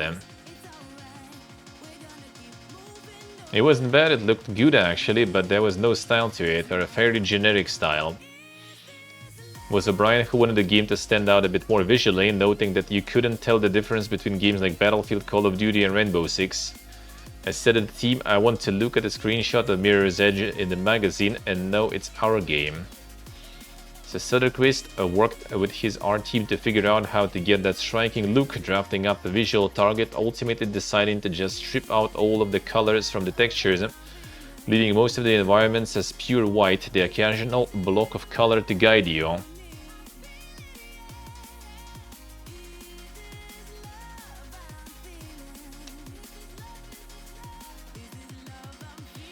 Great stuff in games come at an accident. Yeah, I mean you can still scientify things, you know, I guess. Some things you just kind of like, well, let's try this, and then it either works or not. Most of the time. Still too much of things that you can't really like put in some sort of algorithm and just make, you know, and make it work if you get the things, if you get all the variables right there. Assassin's Creed 4 Black Flag Remake Sea Shanty Siren Song grows even more deafening as Ubisoft re-upload a bunch of sailing tunes. Which apparently was just some sort of glitch that they had, and that was not supposed to happen, so it not connected to the remaster. No. Hopetown Studio Longdew confirm original narrative lead on Disco Elysium-esque RPG's Exit, but say its opening is now playable. Ex-Zaum writer Martin Luiga is now heading up the game about a rogue journalist in the mining town. More fiesta about the Ex-Zaum.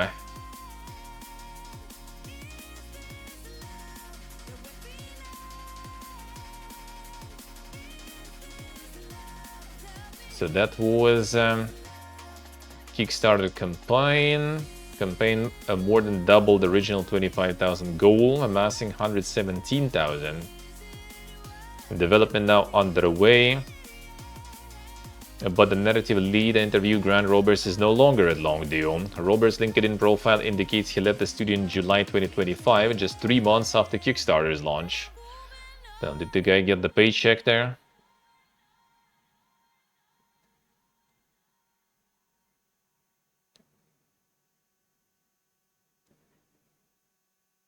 Decided to part ways with Grant Roberts, who was the narrative lead after Martin Luiga, former co-founder of Zaum and writer on Disco Elysium, scaled up his work with Longdew and took over the role of narrative and creative lead after redesigning the skill system of the game. I see.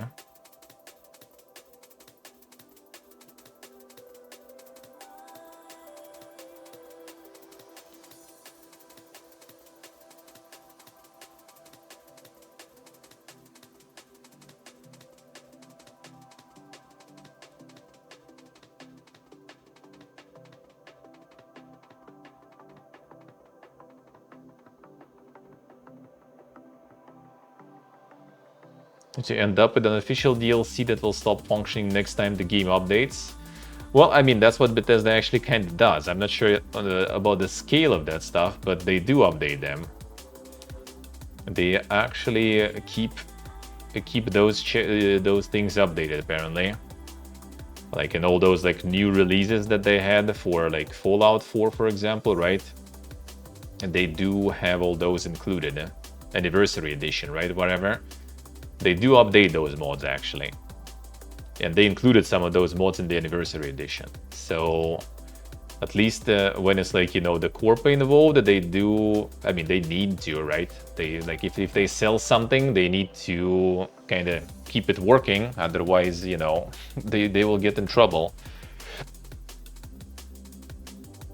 When it goes down to the actually fun mods, right, by like third parties, that might be kind of the other way around. Like some of them like not even updating. I mean, I think for Fallout London you still even need to kind of like downgrade your Fallout, and they're not planning, I think, to upgrade it to HD mode.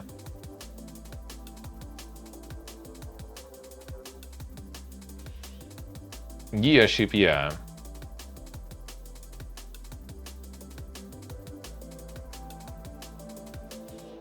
The Shatrions, a bit weird, but you don't mind it. I don't think they're weird though. Like, you know, people kind of like,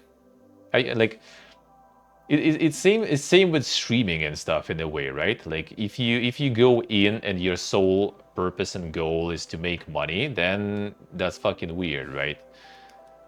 If you go full, you know, like sub-only streams, right? Remember back in the day when Twitch was implementing that stuff and there were like people crying. I remember some people in person even like, bro, it's gonna ruin Twitch. Everyone's gonna be doing sub-only streams and stuff. Why are they doing that? They added that feature and that feature like never fucking used at all since then for years.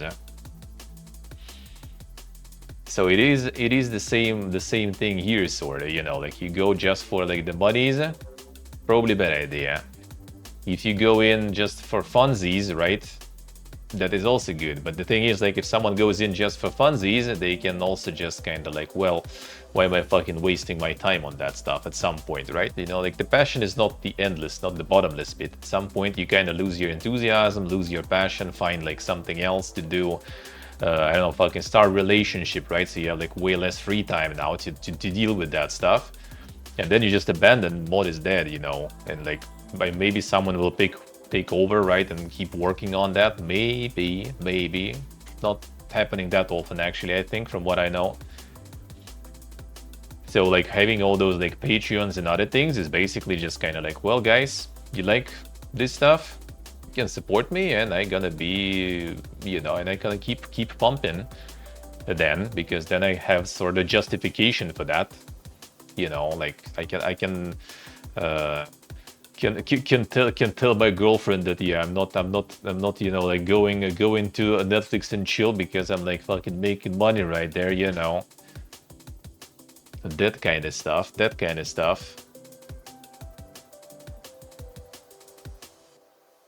Nasıl gustavo de esse?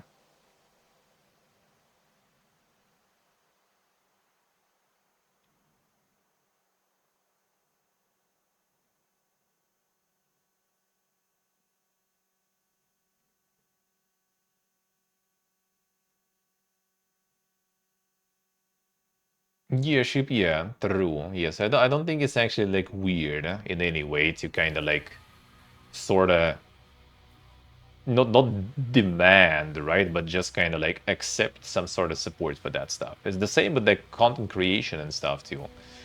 Like same with modding, right? We had conversation recently, like, should you expect from mods like a lot when they just volunteer and stuff? Like, not really. Like, they can just peace out and everything. They're not really attached to anything, right? No motivation for them to do it. At some point you just run out of your fuel, your fire for that, and you just want to move on. And having some sort of extra motivation, financial motivation, right, it actually kind of might increase the desire of people to keep doing that.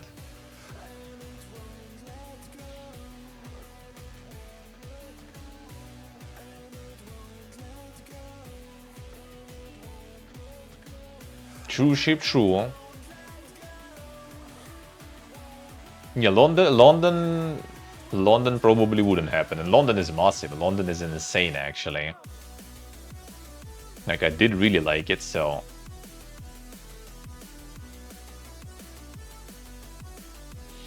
If you make a directly paid product... I'm kind of not sure if you can, actually, even.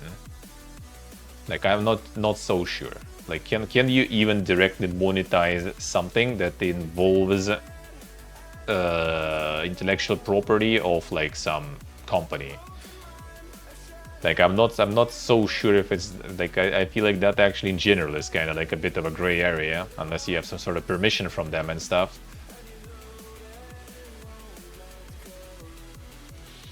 Yeah, you just like said that, like, you know, the Shatrians and stuff are a bit weird, so I'm just kind of going about, you know, that being weird, because I don't think it is really. Don't think it is weird. Like, if anything, that allowed us to get, like, you know, massive mods that are like of the quality of the whole game. Like London, yeah, I'm pretty sure without like devs earning any money, it would be possible. Like on just pure passion, that would be probably not possible.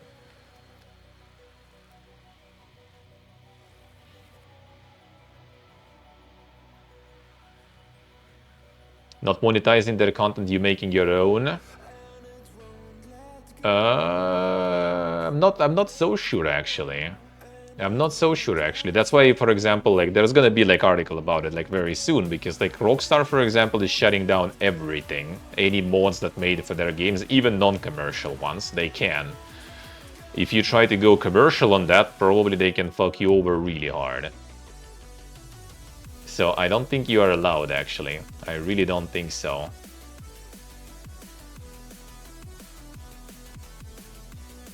Yeah, maybe some IP rights are kind of somewhat fine, but I think it's like with trademarks and other things, I don't think you can actually. I think you're just getting fucked real hard over that. Unless you manage to create something that like doesn't, you know, infringe on any copyrights, and it kind of like connects to the game maybe through some sort of like API or something, right? So it doesn't use any original code, doesn't connect to any original code, maybe then you will be fine. But that is quite the, you know, undertaking, I feel.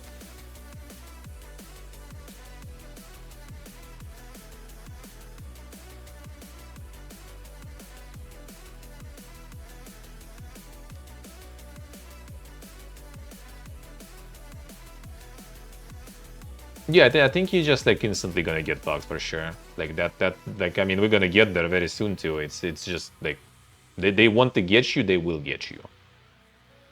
I don't know on which, you know, grounds, but they will if they really want to. So like people who like try to sell the mods, I think it's also kind of like very like ballsy. Same, for example, like Return to Reckoning, right? The Warhammer Online rogue server. Like EA allowed that to happen. Like, yo guys, sure, you can run this server. You're not allowed to like monetize it directly because it's our property, right?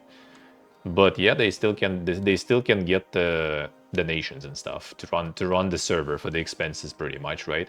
I don't think donations are measured though, so they may be actually. I mean, apparently they actually already made new content for the game that is already closed, you know, decades ago. They made new content and stuff for the game, right? And they keep running the server. There's a lot of people playing, so I would assume they're kind of doing good, just for the donations from the community.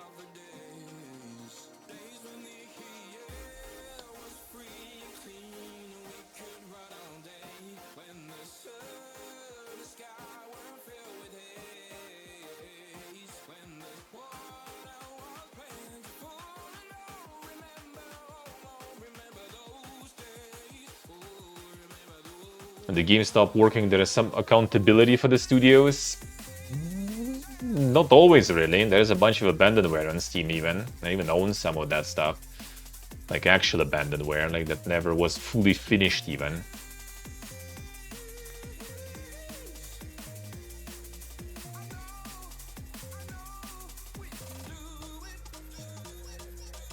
I mean, even like take, for example, the fishing game, right? Like one of the features that was what it was bought for just stopped working. They said like, well, yeah, we're gonna at some point, you know, fix it, and been like a year or something almost soon. Nothing happened still. Just because Twitch changed some API and stuff, and like they never really fixed the game for that API with that API change, and gone.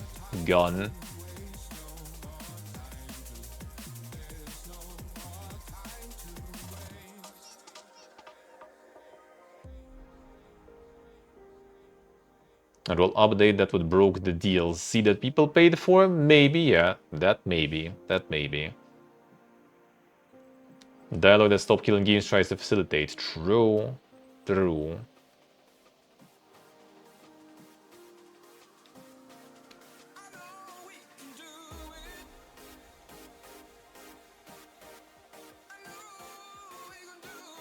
Indeed, Kagik, indeed.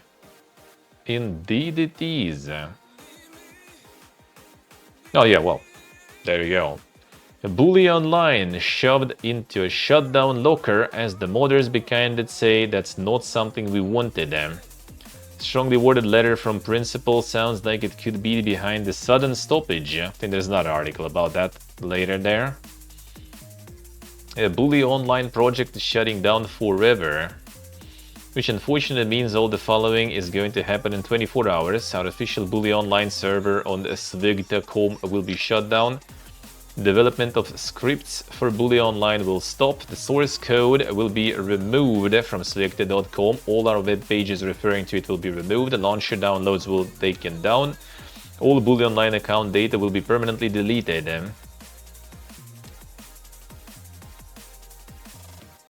Statement on about the shutdown on January 21st. Let's see. For now, no, this was not something we wanted. The reasoning behind the shutdown. Bully Online players had the 24 hours from the announcement going live to hop on, take a final stroll in the mod and back up any screenshots they want to keep. There it is.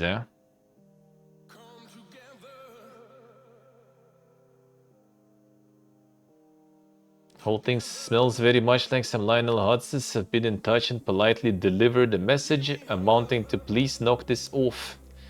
Rockstar and Take-Two have a lengthy history of dishing out such things to modding projects, even if the company's general stance in modding has grown a bit more complex in the recent years. There it is.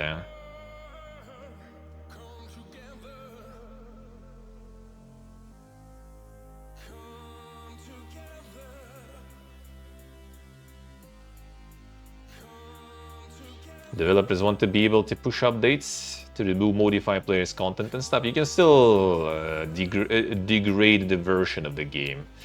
But I think for that, you still need to have Steam repositories with those previous versions. So technically, developers can prevent that, I think, technically.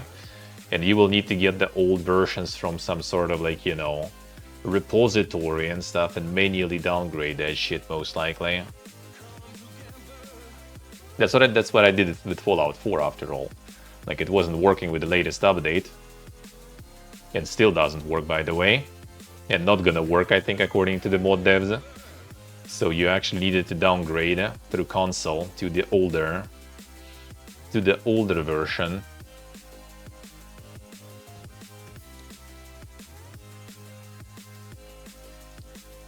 .007 First Light gets updated system requirements with the IOI apologies.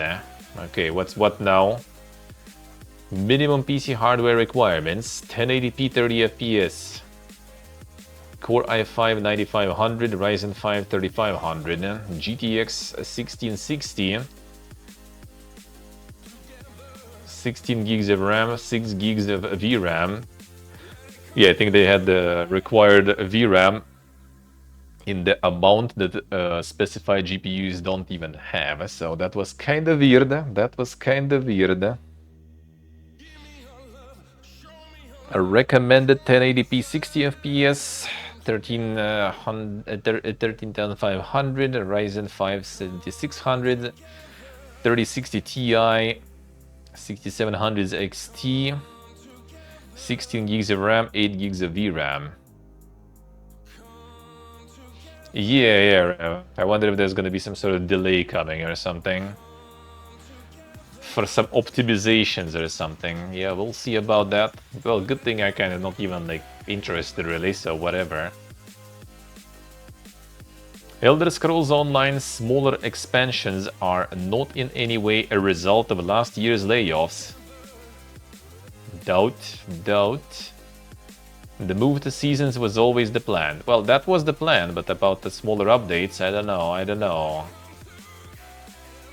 Seasons not in any way a response to that. We kicked off season work at least 12 to 14 months ago and started making the changes in the team to move in this direction, knowing that this was our intent. Instead of my framing that the team must have lost its ability to make large chapter updates, Kat says it's the opposite. As a studio, we had 2 projects in development, she says, referring to Blackbird. Yeah, the Blackbird was cancelled. Ultimately, we had a lot of people doing a double duty on those projects, splitting their time between projects. They are now devoted 100% to Elder Scrolls Online, so in fact, in some capacities, we actually increased the number of folks available as we came out of that, because they weren't managing 2 products anymore. They were only devoted to one title.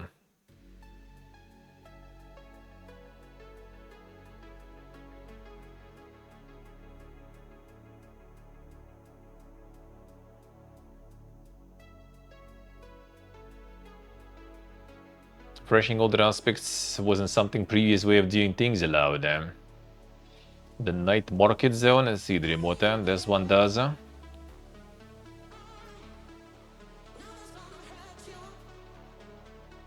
And we want this to be a 30-year game. That's not just an empty wish. This is our home, this is our players' home, and we want it to remain so for as long as possible.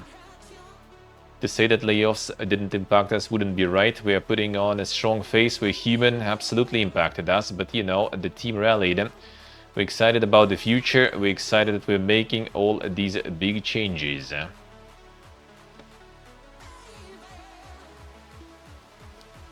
We'll see, we'll see.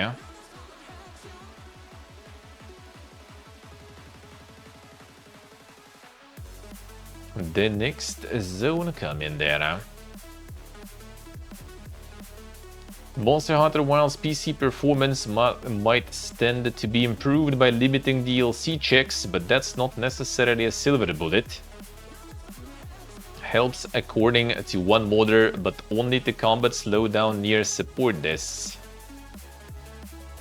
Yeah, so it's next to the okay, I see the desk with cats there.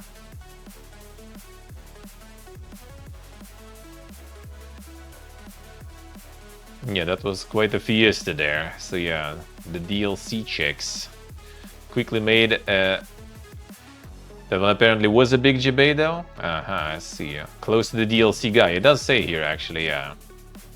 Yeah, combat slowdown. Only the combat slowdown near support desks. So yeah, it's only like when you get close to the cat and it starts checking your DLCs.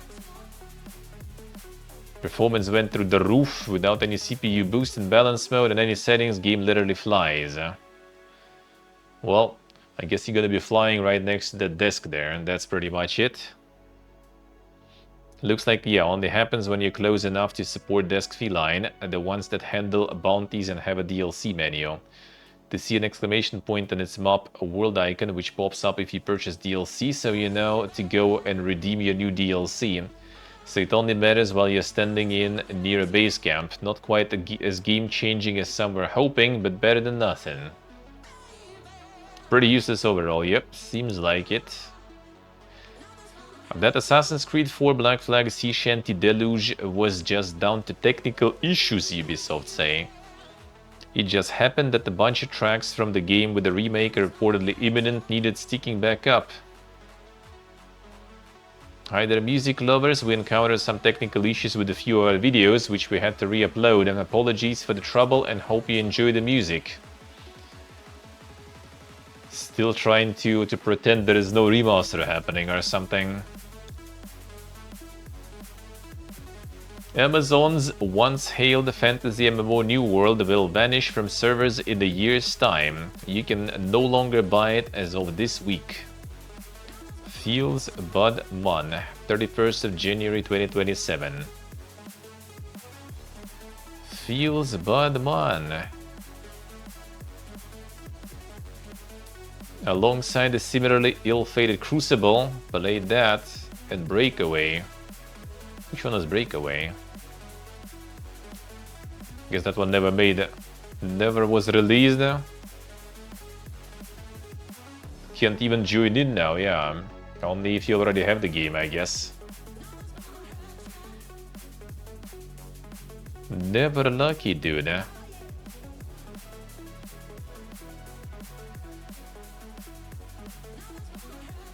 What's Crucible? It was kind of like this, like MOBA, sort of MOBA shooter. Played it on stream for a bit. We did try it on stream, eh? It's kind of like PvP-ness, and there was also like the PvE stuff with like some farming some mobs, bosses and stuff like that. Also had like different, you know, classes and different kind of characters, like character-based, like kind of like MOBA games, basically, League and stuff. But New World kind of sad though. There are, I don't think I have an article for that, but I've seen. I think it was like one of the like founders and one of the co-creators of like Rust, I think, was looking into to suggest Amazon to buy New World from them for like some kind of like, I think it was like some like 20-40 mil or something.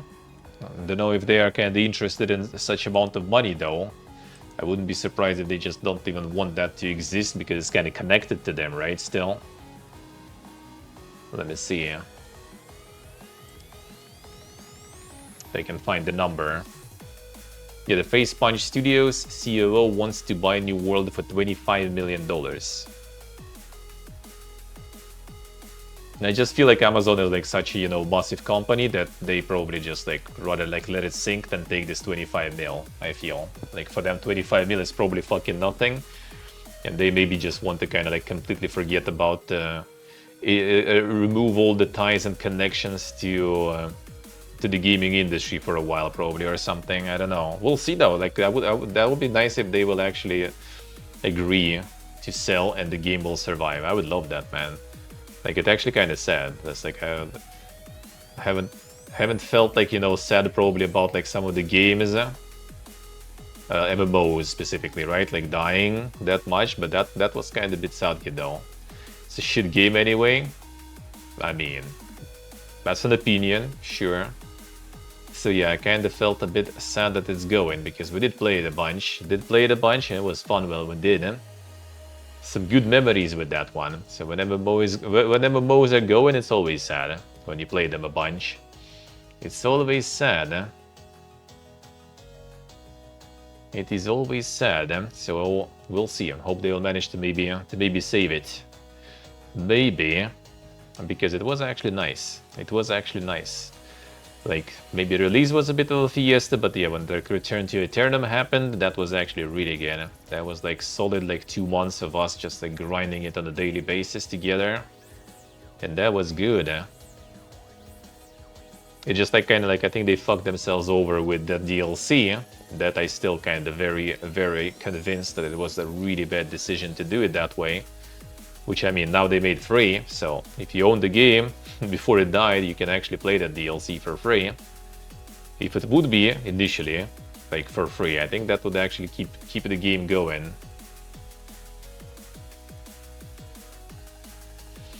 Yes, you should, I see.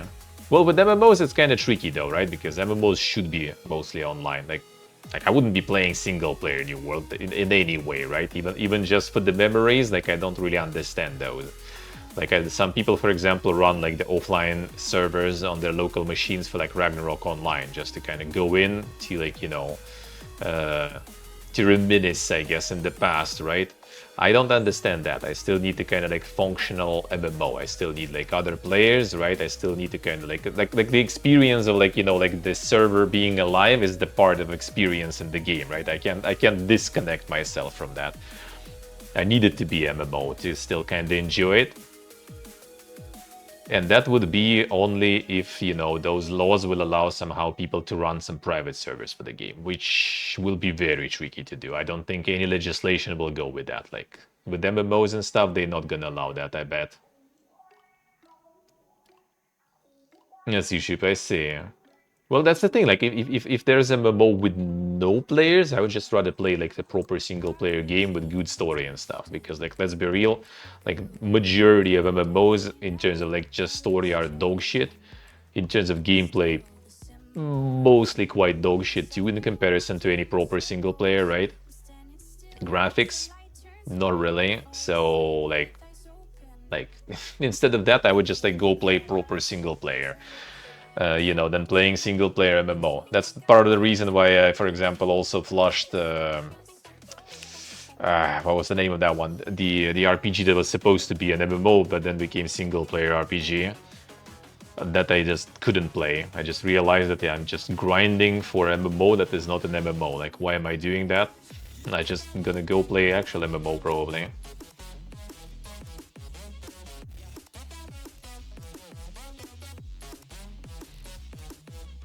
Yes, you correct. Let's see. To be honest, Final Fantasy XIV at least has somewhat decent, serviceable story. And yeah, I kind of do agree. For the most of it, I don't give a fuck about the story and MMOs. And Final Fantasy didn't change that. It was kind of nice to have something that explains why you're doing all those raids, I guess, right? But like, reading some... like, when it shows cutscenes, fine. When it's like some voice acting, you know, telling you, fine. Reading for that? Fuck right off. I'm an MMO, man. I want to have like when I was like starting with the MMOs, like Ragnarok Online, right? Like it has an amazing soundtrack. I haven't heard that shit until I played it on stream together with Teresa in like what 2020, I think, right? That's the first time I was listening to OST in the game. Because before I had the OST muted by default, I just had music and I was grinding during that. I don't need your quest, I don't need your story, I just want to grind. Like, that's the MMOs, man. That's the MMOs for me. World keeps spinning round and round each day. I'm sleepwalking in a mellow haze. Don't wanna catch myself wasting another day, not a single night. Oh, I've been trying to chase. I mean the story in games in general, Karakulan? Or in MMOs, you mean? Or do you mean MMOs?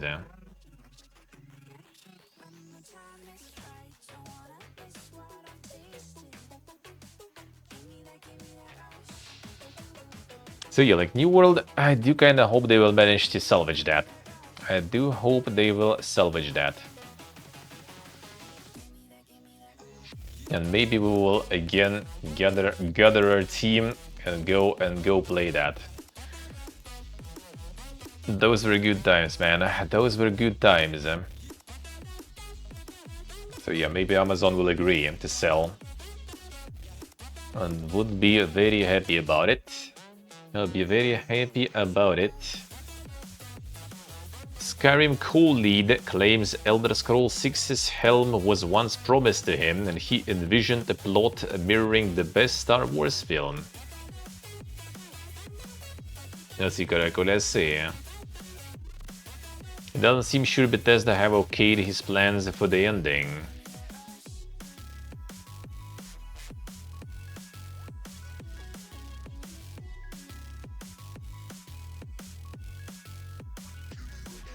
The Bethesda developer Skyrim co-lead designer Kurt Kuhlmann originally told that he'd be leading the charge on basting the Great Turkey that is the Elder Scrolls 6. That didn't end up coming to pass, and having left Bethesda back in 2023, developers now spilled the beans as to the sort of story he envisioned.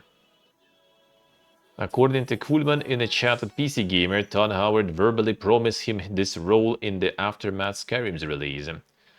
At that point, Return to Elder Scrolls was penciled in to be next up once Fallout 4 was out of the door. Then studio instead ended up taking lengthy detours to make Fallout 76, which I don't even think it was that lengthy though. That was kind of like some Team B, and then they completely passed it to Team C somewhere randomly. And Team C is already who's actually making the game, you know, work. So I don't think it was that long, yeah? But Starfield, yeah, Starfield development took a while. It wasn't just my expectation, I had been told that that was going to happen, and they made the decision, no, you're not going to be the lead. And so Todd said, well, we want you to have an important role in the project, but what I wanted and what he wanted were different at that point.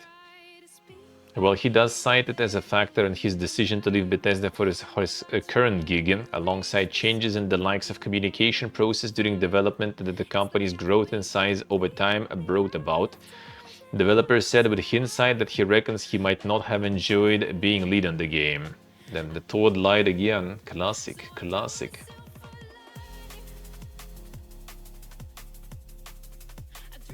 For direction he might have taken story had he been in charge of shaping that, Kuhlmann pointed to Empire Strikes Back. As Skyrim's events heavily foreshadow, a Talmud-led Almeri Dominion, led by elven supremacists seeking control over all of Tamriel, would be making more strides toward that goal.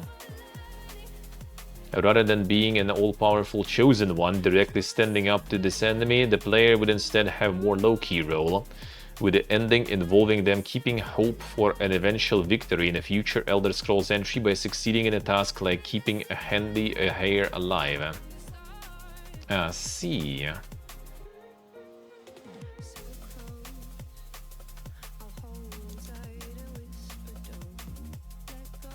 Don't worry about the division, Ubisoft say, as series executive producer jumps to Battlefield amid layoffs. Our teams who built this world with Julian are still here. So that was the guy who was promising some like big things for the division. And then like a week after he's gone.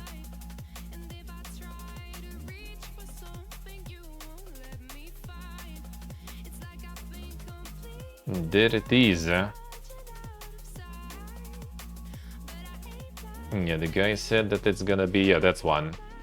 Yeah, Division 3 announced back in 2023. A word in had gone pretty quiet until Geraghty recently said in an appearance that the new game plus showcase that he reckoned it will have as big an impact as the first Division game.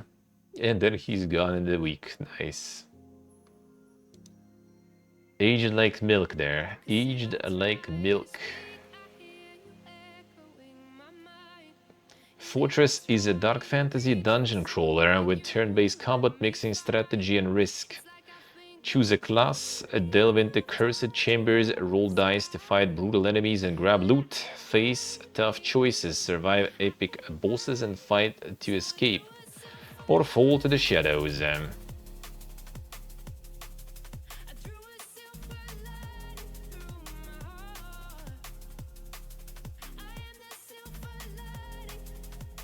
Dungeon crawling.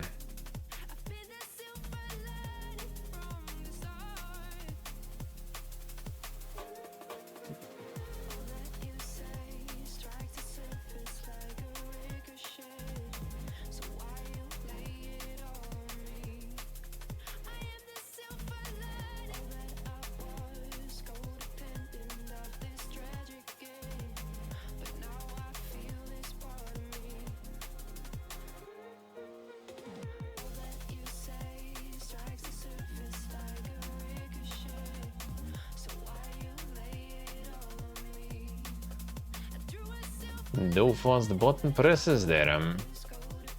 A new Splinter Cell, damn, yeah. Imagine.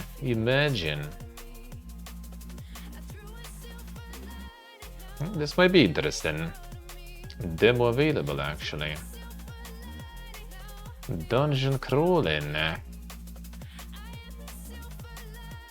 A meta closes Twisted Pixel, Sanzaru Games, and Armature Studio. And another 3 even, not 1. And Meta began cutting over 1,000 jobs across Reality Labs division, which oversees the company's VR hardware. Then, after like dumping like thousands of billions, they decided to actually start doing something about it after being a negative for years. 10% of workers will be impacted. A cuts a result of Meta shifting resources from its VR and Metaverse products to its AI wearables and phone features. That it is from one buzzword department to another buzzword department. There it is. There it is, dude. Life is Strange returns in 2026. A live stream will reveal a new game, January 20th. Yeah, I think the stream we're gonna be watching, but yeah, there are already like leaks about this one, quite detailed actually, so I guess they need now already to announce that, because like there's even like the plot details already leaked there, so oof.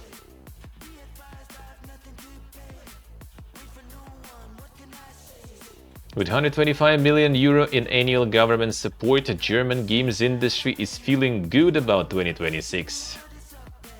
But the MD of trade body Game, Felix Falk, says that this figure will need to grow to keep up with sector's ambitions. Then the Giga Germany, dude. Industry received 50 million in 2024 and 88 million in 2025. So this year is gonna be 125 million already. Damn. Gotta bring back the Piranha Bytes, dude. Come on. Come on. Just throw some money on the grave. Maybe they will dig themselves up.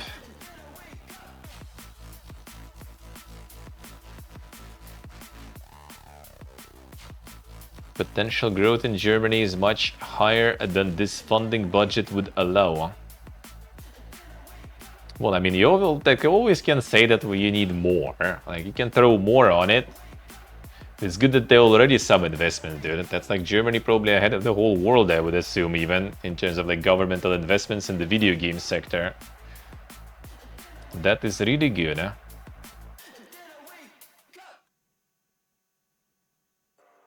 Countries greatly benefited from a political support such as Canada, UK, and France.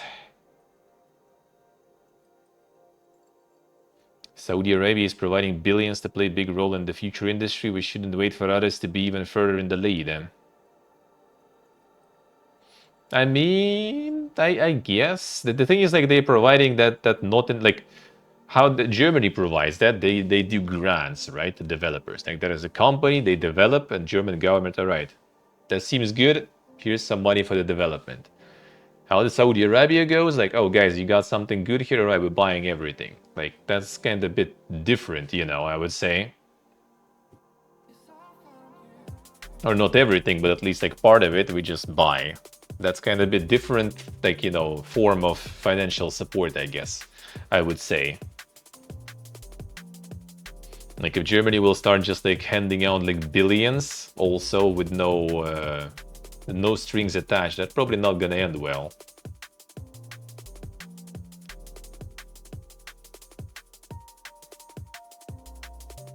Nothing really triple A besides the Ano. I think there's decent amount. There's like there are some studios that you just can like it's one of those cases when you don't even know really. You know, like, oh, these guys like from Germany, oh okay.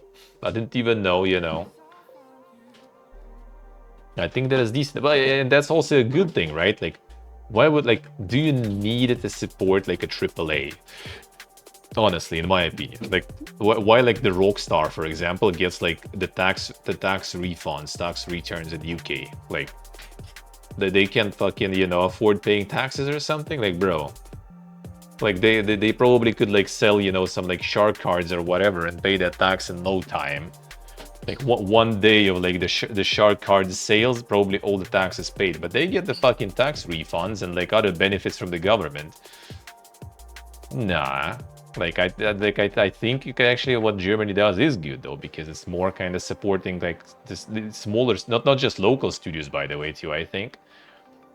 And they support the indie devs and stuff. That's a good thing, because for them, like this like 120 mil for like Rockstar is nothing. Like you throw that 120 mil on them, they're gonna burn through that shit in no time. And they're gonna earn that shit in no time too if needed, eh? But you throw that amount of money on like, you know, like not even like hundreds, like thousands of like indie devs, and they're gonna be, that will be enough for them to, you know, to develop a bunch of shit. That's good. That is good.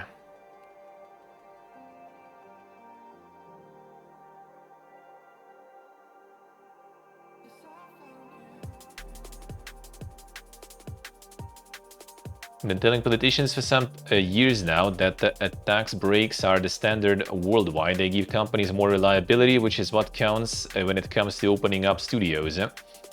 Not only about organic growth from existing firms, but also about companies from other parts of the world establishing studios in Germany. For that to happen, we need a reliable and well-known structure.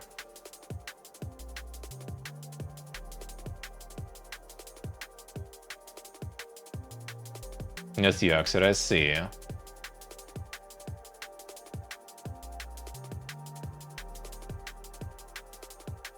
Same is true for Rockstar. It could be, yeah, that could be. That could be true, actually. That is true. Everything is bright, still a tough 2026. But I think it's important to see that the mood is good and there is an expectation that the future will be positive again. I think that's because of positive signs we're seeing from the government. We have some stop and go in the last government, now it's straightforward. And them tax breaks. I see it's again like, we need to get representatives of other studios in our country. Like, will ever indie developer will have representatives in other countries? Like, it's probably one person fucking working, or like 10 people even. I don't think they're gonna have, you know, I don't think they're gonna have like offices in different countries. So it's again like, you know, tax breaks, like to attract, you know, offices of some big corpus to your country. Like, do you really need to? Like, try to get your own then. Like, invest into that better. Give them tax breaks, not the big corpo opening office in your country. Even though I guess, yeah, in a way you could kind of see, you give them tax breaks so they can open the office in your country, then they're gonna employ, you know, people from your country, pay them salaries, taxes for those salaries, all that kind of, well, which you're probably also partially gonna return, right, in the tax refunds. So I guess that kind of makes sense. Sorta. Warner Brothers games San Francisco reportedly hit with layoffs. Former employees have said roles and teams were eliminated at the end of December. Oh, another one for the holidays there. Another one. Digital publishing division is situated. Produces some of developers' mobile titles, including DC Worlds Collide, as well as multi-platform title Multiverses. Well, yeah, that one was dead a while ago. Oh, see.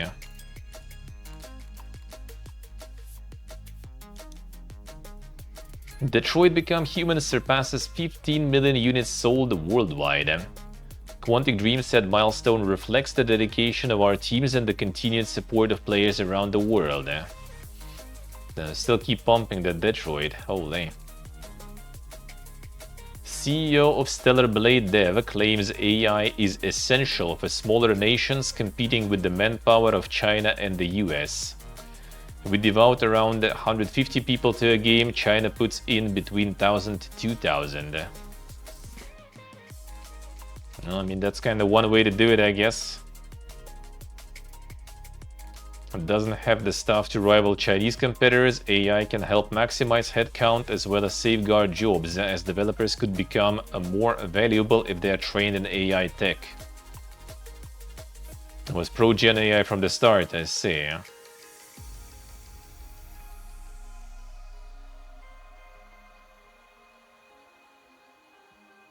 Kim believes that because countries like South Korea lack the capacity to compete both in terms of quality and volume of content, making the most of generative AI could see one trained developer perform the work of 100 people. Yeah, that's the I was about to mention. Like, what if, like, you know, you have one. Okay, you have 100 people and each of them works as 100, right? But what about those Chinese companies with 1,000 people and 2,000 people, right? That will also each of them work as 100. They still outperform you, dude. You know, like, what is this logic indeed? And what is this logic, man?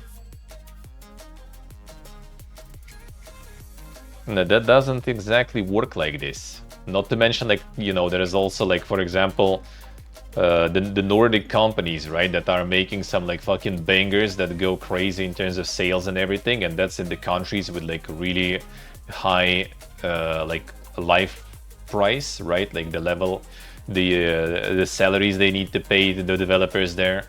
The population there is also not, you know, close to China. The unions and stuff all over the place, right? Office prices, you know, all the, like, it's like, how are they making it? But they do. It's like all about the talent acquisition and stuff. Like, if you can get the people on board, provide them with good, you know, like, terms, with good salaries and stuff, and it's good people, then yeah, you can make the, like, not to mention, like, why can't you recruit, you know, people from, like, China or somewhere else? Like, why not make office there or something? That also counts. Why not? Why not?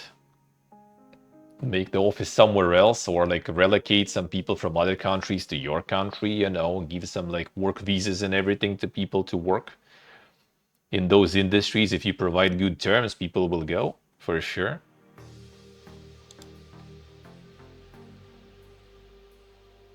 Former ZeniMax Online devs form Iron Root Games following traumatizing layoffs. Quentin Cobb and Elaine Gomez discuss rising from the ashes to build a collaborative people-first studio. Well, there's probably still no, like, announcement specifically. Yeah, it's about after closing the Project Blackbird. The MMO, man, that could be a good fucking MMO. A new independent studio composed entirely of veteran laid-off AAA game developers. Hope we'll get a lot of studios like that, man. Well, again, right? Like, you're gonna complain about, like, we don't have the manpower. Like, bro, there's so many people laid off right now. Just, like, I mean, hire them. There's your manpower. There it is. There it is, dude. Yeah, I don't think they have like anything like announced there. The part-time studio. Mix of contributors who are being paid based on the nature and scope of their work and those who are contributing on the deferred basis as the studio gets off the ground. Double digits contributors, alright.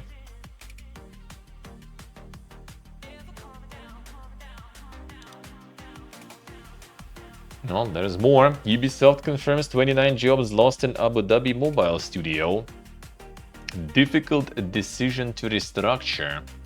Lead the cancellation of some projects to focus on free-to-play MMO Growtopia. Okay, that's the thing. Did they propose them the voluntary redundancy, you know? I wonder.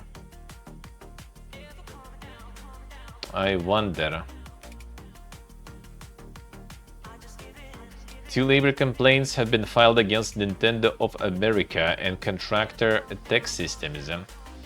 The last labor complaint filed against Nintendo in 2022 resulted in $30,000 settlement.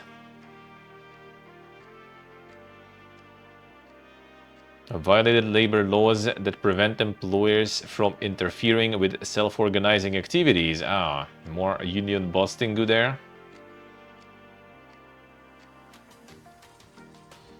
QA worker accused Nintendo of firing them for asking about the company's stance on unionization and eventually settled their complaint with Nintendo. Yes, 2022, alright.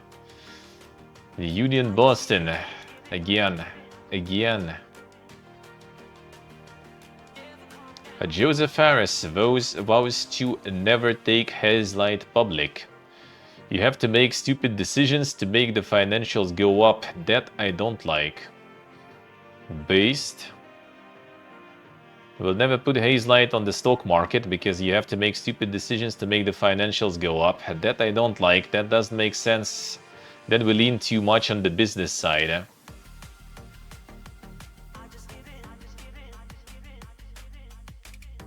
Okay, it's like the free version thingy. I felt that if you are playing together on a couch, you shouldn't pay extra if you are playing online with someone. That didn't make sense, so we came up with the friend pass, and that itself became good for business. It started from creative decision and then became a business thing.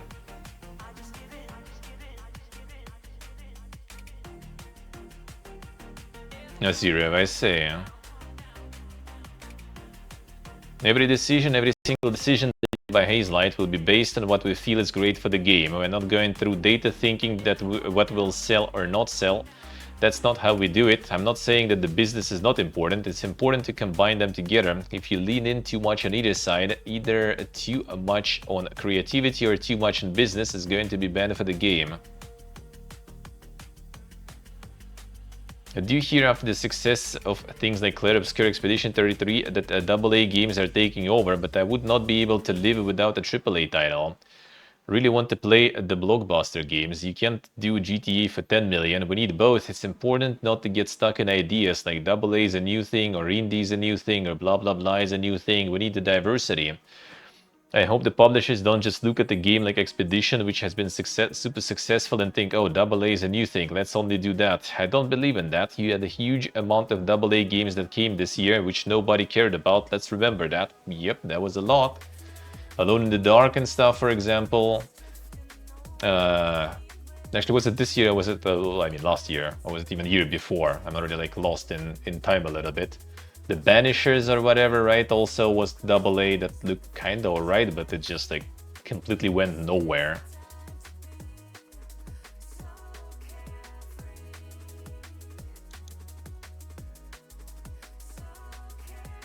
Alpha Bear Dev Spryfox reveals CEOs and staff have taken pay cuts to finish its biggest game ever after extremely fast spin-out from Netflix. Founders have cut salaries to $20,000 and given equity to employees. A new cozy game, Spirit Crossing, launching beta this spring.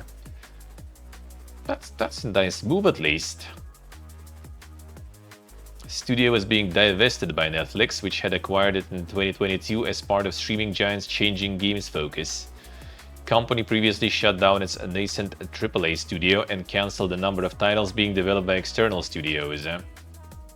Spryfox founder David Edery today announced by a post on the company's website that it had exited Netflix and currently had nearly 50 people working on its biggest title ever, cozy multiplayer live sim Spirit Crossing, and the team is mostly full-time, some as part-time contractors and co-developers through partner studios. And Edery characterized it as being small for the scale of the game, saying that comparable titles would require twice or 4 times the headcount. Make this work, we're also making real sacrifices. All of us are taking large pay cuts, said he, and co-founder Dan Cook had reduced our salaries to $20,000 per year, and we've spent our own cash to buy the studio back, and we are taking all the equity in the new company and giving the majority of it to the rest of the studio's employees. Then that's actually do be quite based. And 20,000 per year in the Western country, I mean, it ain't exactly nothing, but yeah, that is also not exactly much at all. In a world where executives tend to make 10x the salaries that employees do and have 100x the equity, we want Spryfox to be an example of something fair and hopefully much better. More than ever, we are all in this together. Insane. Still launched as a free mobile title for Netflix subscribers, but the studio is now working on a Steam release targeting a spring beta and launch later in 2026. Still launched for free. Doesn't seem like a good thing. Like, they just got divested and they still need to release there for free. Well, I guess they invested initially in them a bunch, so. Sony removes hundreds of shovelware games from its digital storefront, originating from one developer. Up until the wipe, only 3 developers in the world had more games listed on the PS4 and PS5 stores than the games. Games considered by some as shovelware, as they're churned out quickly, flood the store, typically offer simplistic or shallow experiences. Jumping Taco Turbo, a link to a video showing numerous unlocked trophies, starting with 30 seconds of play. Oh, it's basically people farming trophies with those. Yeah, see how it is, huh?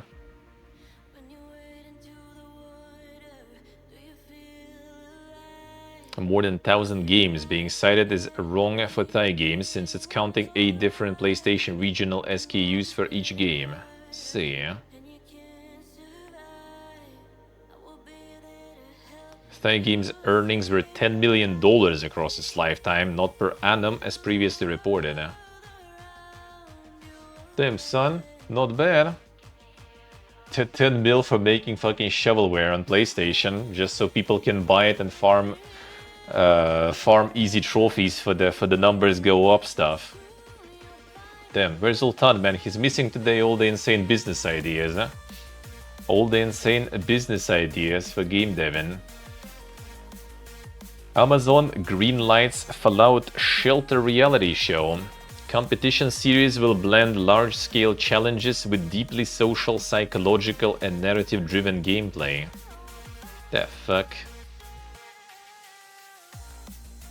Contestants experience life as a vault dweller as they participate in escalating challenges, strategic dilemmas, and moral crossroads for a cash prize. Series will be co-produced by Fallout series producer Kilter Films and Studio Lambert. 10 episodes. Casting is open for people aged over 21. Let's go. Who wants to be in Shelter? A Fallout Shelter time. And there it is. Time to apply. Hunger Games in real life, yeah. There it is. But this kind of makes sense. Like initially they said the concept was kind of weird. Like it was like people controlling the shelters competing. Now at least it kind of makes sense. I mean, it's like reality TV. Like it's not Hunger Games or something. It's like, you know, like I don't know English originals of those. Like, you know, like the throwing a bunch of people on an island, right, to survive and stuff like that. Basically that kind of shit, just in Fallout, you know, shelter in the vault, basically. That's it, I guess. I mean, does sound kind of interesting, I guess. But yeah, it seems kind of like regular reality TV, except I guess it's all gonna be scripted and stuff because it's 10 episodes and stuff, right? So I guess. I don't know. Maybe it will be unscripted, just kind of in 10 episodes. They need to get, like, I don't know, like, to winner, someone who survives or something. I don't know how it will work exactly. Narrative-driven gameplay. So yeah, probably gonna be, like, ditching some people, you know, the usual. Some drama and stuff. Baba G Maker Crafton has 26 games in the pipeline as it continues hunt for big franchise IP. 12 of these titles are set to launch within the next 2 years.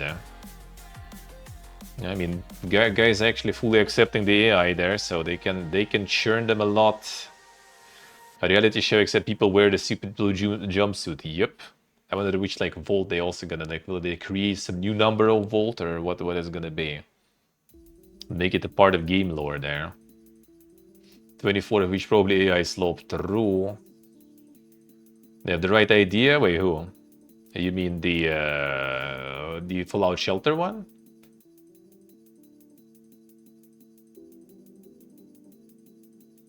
Expanding PUBG IP franchise as the content platform will begin to create franchise IPs via new title pipeline.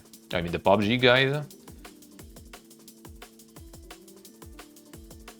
True, huh?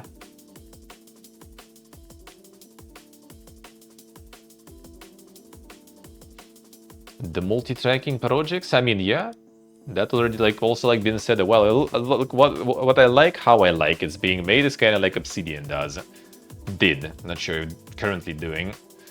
Have their own, like, big RPGs in the making, right? And at the same time having something kind of like grounded, something like what was the name? The medieval one. Rookie numbers with AI. I mean, they starting, they trying. Italian competition authority investigating Activision Blizzard over Diablo Immortal and Call of Duty mobile monetization. Organization has concerns over the alleged use of deceptive UI elements to encourage players to spend more time and money in the games. Oh, you need to research all of them, dude. You need to research all of them. There's a lot of deceptive UI and not just UI. Nadia Axel, enjoy your walk. Enjoy your walk. The practices together with the strategies that make it difficult for users to understand the real value of virtual currency used in the game and the sale of in-game currency in bundles may influence players as consumers, including minors, leading them to spend significant amounts, sometimes exceeding what is necessary to progress in the game and without being fully aware of the expenditure involved. Yeah, fuck them. Implement these laws, dude. Preferably all around the world. That would be good. I feel that shit we do need to regulate. Those monetizations are very fucking predatory. Stellar Blade devs receive $4,000 in New Year's bonus.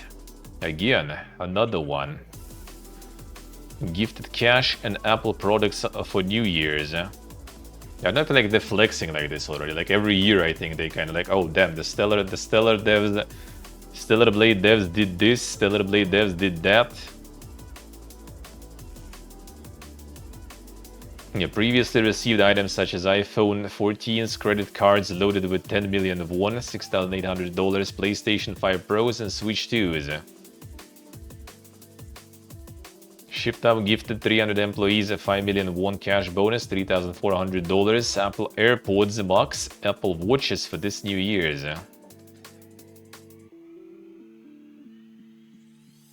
The ready ship Monka S. That sounds dangerous. Actually paying people shocking.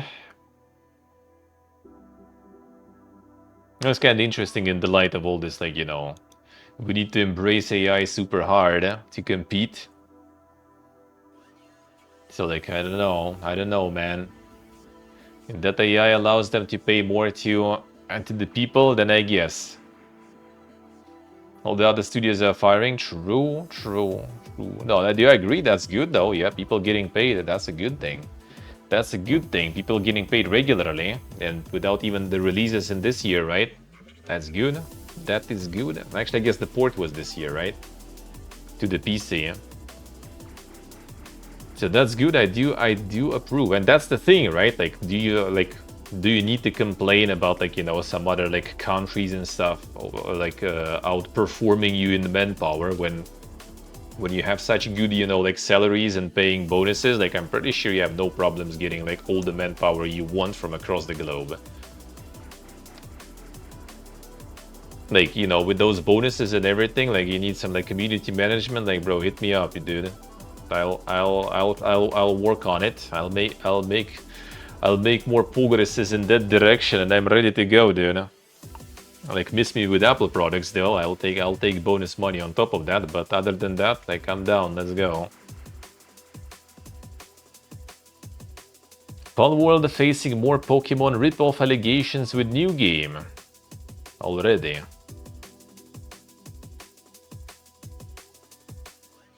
Well, they just announced it, so where's the allegations though?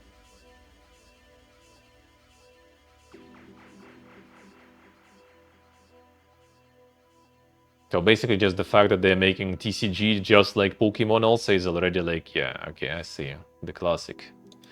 The classic. New Vegas dev says Bethesda don't care about Fallout in deleted post. Well, he didn't say that exactly, brother.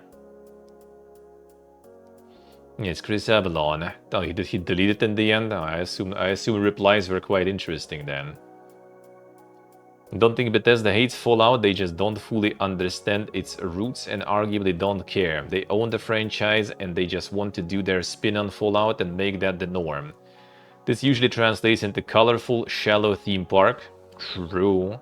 With some interesting DLC exceptions like Far Harbor and Point Lookout. That I also very much agree. Like, Far Harbor is super good. Point Lookout was also really good. And I was one of the ones who liked The Pit. Not a huge fan though. Still, theme parks are fun for some folks, so if people enjoy it, that's fine with me. As for me, I don't hate Bethesda. There are things they do well. Open world exploration, true. And there are things they do badly, telling linear stories in open world games and their inability to understand how to use the speech skill. Absolutely true. But every developer has their pros and cons. And there it is. Avalon opted to delete the post later on, so it's not possible to see what the blowback was, if any. Was likely Bethesda's fans surging to defend the series, which has blossomed under the company's control. Yeah. Exploration is also now also asked if we look at Starfield. I mean, to be honest, even in 4 exploration wasn't like that crazy rewarding. Like in 3 you could go like exploring things and then you're gonna stumble upon some like really dang quests or something. Like, because side quests were actually decent in Fallout 3. In Fallout 4, that's already less. You still can stumble upon some things, obviously, but a lot of those things are kind of meh. And it was kind of less of those things still, compared to like 3, for example. Like in 3, I ended up like specifically like people were kind of like, when I was doing on stream my playthrough, right? Like on my first playthroughs, I missed a bunch of stuff actually. Like I did explore, but not everything. So people actually like, well, I mean, I wasn't a huge fan of 3 in general and 4. Even though I guess 4 I kind of did explore way more because in 4 gameplay was way more fun. Like 4, like that said, absolutely right. It's like, it's colorful, it's like fun, you know, theme park. That's it. And 4 actually like perfected that. It's like, it's super fun, you know, gameplay. It's all this like weapon customization, you know, for enjoyers. You have all this like settlement building. I hate this shit, by the way, personally, so like I don't like that stuff. So you have all those things you could do in the game and explore in the process also. But in 4 you already kind of get rewarded less for exploring, in my opinion, by interesting stuff. Like 3 was better. Vegas is super good with that. Vegas maybe a bit less actually. Like maybe exploration in Vegas. You do still have some like factions though that you can find that way. Not to mention, like, for example, like Brotherhood. Dude, finding that in the Brotherhood itself, all the storyline and everything, that was really cool in New Vegas. Let's see, Ship, I see. I mean, it depends if you like that stuff. Like, a lot of people do like it. And that's why, like, 76, for example, has, like, massive community of, like, you know, camp builders. Like, my camp is basically just, like, one fucking, you know, little garage where all the, like, you know, things you need and the buffs and bonuses are just, like, slapped, like, along the wall and, like, in the as an island in the middle. And outside the garage, there's a bunch of resource generators just, like, slapped randomly. Because I don't care. I don't like that. That's sometimes can, but quite often I can't be bothered doing it really. Like I did in Dune when it's like from the ground up on stream. It was kind of fun doing it. So maybe in 76 at some point I will do it actually. I don't know. Just make a new one. It's just like it's so much in 76. Like there's so many buildings. There's buffs for all the stats. There's like thousands of different resource generators that you kind of want to have also to get those resources. There's all those like, you know, the crafting tables, the ammo creation thing, there's different storages and stuff, vending things. Like you need to build so much of that. I just like can't really get around to do it. At some point I should probably, but a lot of people like it. Like there's some insane camps people build.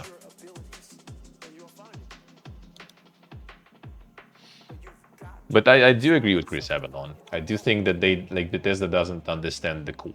Like the older I get, the more I replay the Fallout games, especially like the classics, especially Fallout 2 right now. Like the more you see how like the like initially it was always kind of like seeming a little more like unserious, the Fallout 2, right? With all these like references and stuff, which a lot of them I didn't understand because I wasn't back in the day especially exposed to like, you know, like Western pop culture in general, right?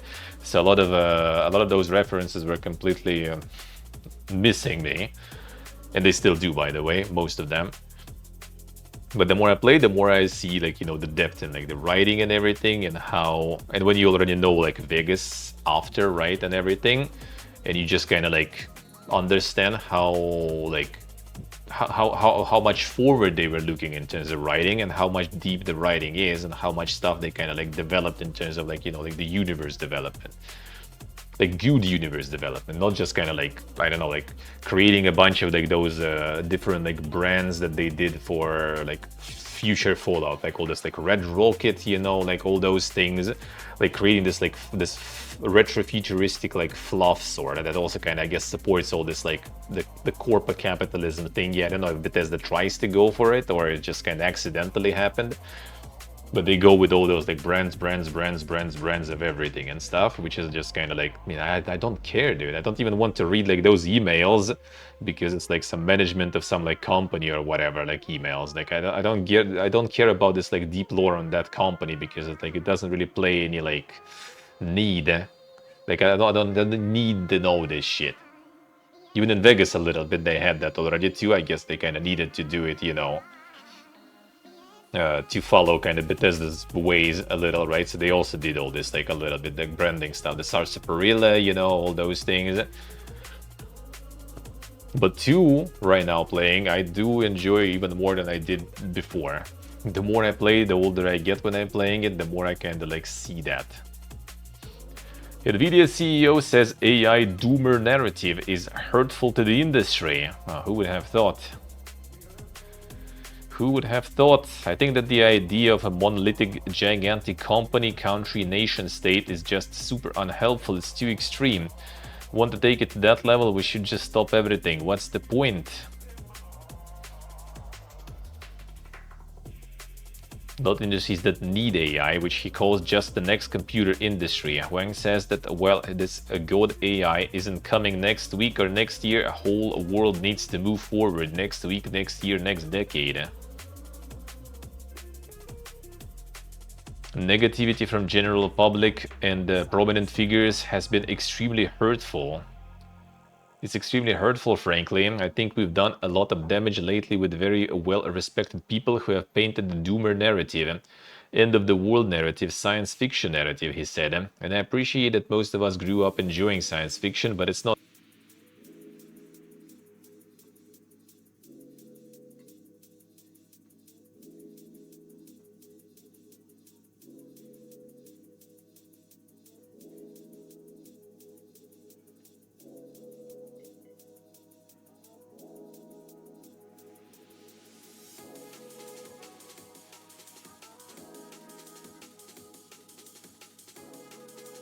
There we go. I think we do need some healthy amount of dooming there, for sure. For sure.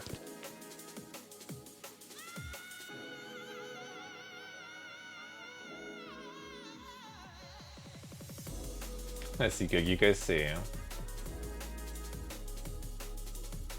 Give more money, yeah. Yeah, we do need that dooming to get silenced by AI already, true. Hey Zebrello. And we do need the dooming, and we do need attention to the problem, because this requires regulation. Like, I'm not against, you know, the tool, I'm just kinda against the way we use it right now, or it's being used right now.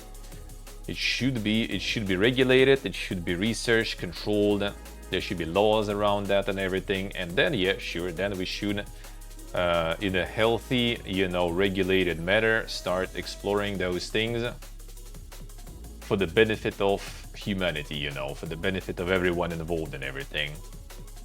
Right now, it's just basically these guys are farming like some mad fucking profits of something that is like not even like maybe like obviously it's gonna be big. AI is not gonna go anywhere, right? It's gonna be big. It's already big. It's gonna be still big. It's gonna be used. We can't do anything about it. It's gonna be used. Like I think it's kind of like futile to resist that. We just need to regulate that.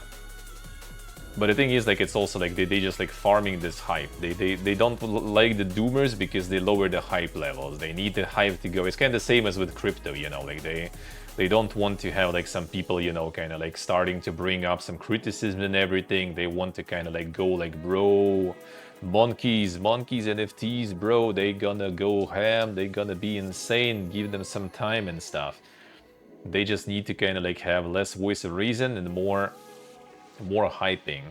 Even though again, like the blockchain and stuff as a technology is kind of like, it's a thing, it could be useful and everything. And same with AI, and the AI is even better. AI is like more clearly useful compared to like blockchain and stuff. Hence why the hype, I think, is bigger even. Yeah, they just want to cash out on this like hype right now. Because when it gets regulated, when it gets controlled and stuff, right, it's not gonna be this like mad bucks in this. It's like Frontier right now, you know.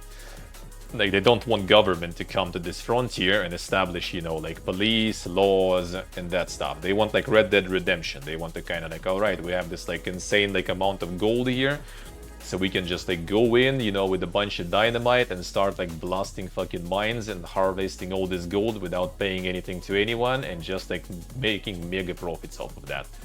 We don't need to build railroads, we don't need to get some law enforcement, just like, you know, full Wild West mode.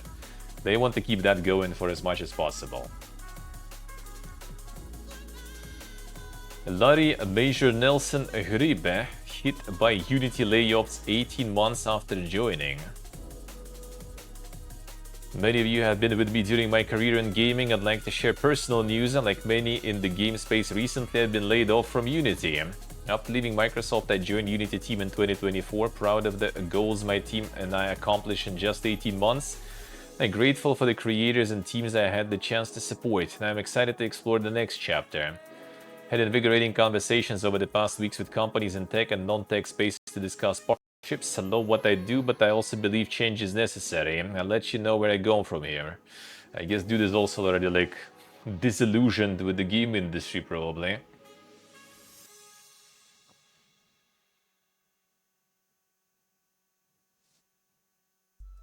Stepped down from a role in Microsoft after 22 years in 2023.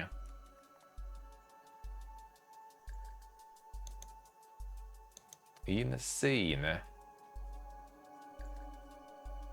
Tarkov lead teases new sci-fi apocalypse game that has everyone confused. The Core GG, a web page that escaped from Tarkov lead Nikita Buyanov linked to his followers earlier today. Mocked up to look like a retrofuturistic computer interface, like something you'd find in Fallout or Ark Raiders. Once you've completed the very basic login puzzle by entering your email and getting an OTP, you'll be given a unique identifier that you'll need to hold on to. This will get you into the system if you happen to log out inadvertently. The Kodi operating system you're exposed to will now present you with a string of options. Can check messages, interact virtual but locked down browser. Weather is apocalyptic. Listen to a gravely a radio. There's Notepad updated module, series of daily challenges that involve probing strings of files and attempting to figure out what the errors in them are. And already trying to get something new there. Okay, some logs there. Backstory to Kodi.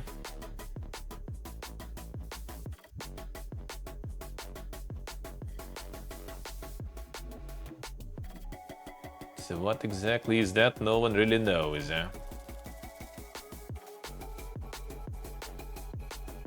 This is all very confusing. Well, we'll see. I mean, it has the post-apocalyptic, so yeah, that already, you know, like at least the mild boner, I guess. Fine, we'll see. But it's also the Tarkov, so I wouldn't be surprised if it's another like extraction or something. So that's, you know, like that's instantly going down there. CY Games issues apology following AI studio backlash. Announced that will establish an AI studio, which is a subsidiary to develop and provide AI-based services and tools. AI studio would participate in the research and development of its own models to offer services and tools for production sites. Studio has now backtracked on this, stating that Gen AI will not be used to produce art for their products. Damn. Already.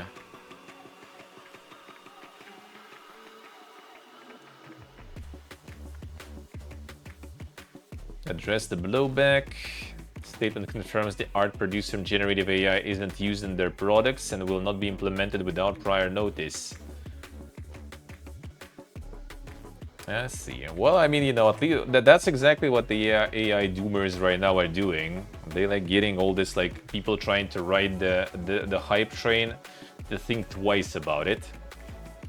The Bully Online gets shut down a month after launch. Yep, that we already read. I think there's still no info even here, right? Yeah, looks like it. It's gonna be like 21st of January, right? They said it's gonna be like info, why they're shutting it down. But I assume Rockstar just said no, basically. NVIDIA RTX 5070 Ti reportedly no longer in production. And that's a big sud, yeah. 5060 Ti's 16 gigs will soon follow. Yes, 16 gigs is a bit too much, so now that is not gonna be anymore. Essentially killed off and now in end of life status. Monka is...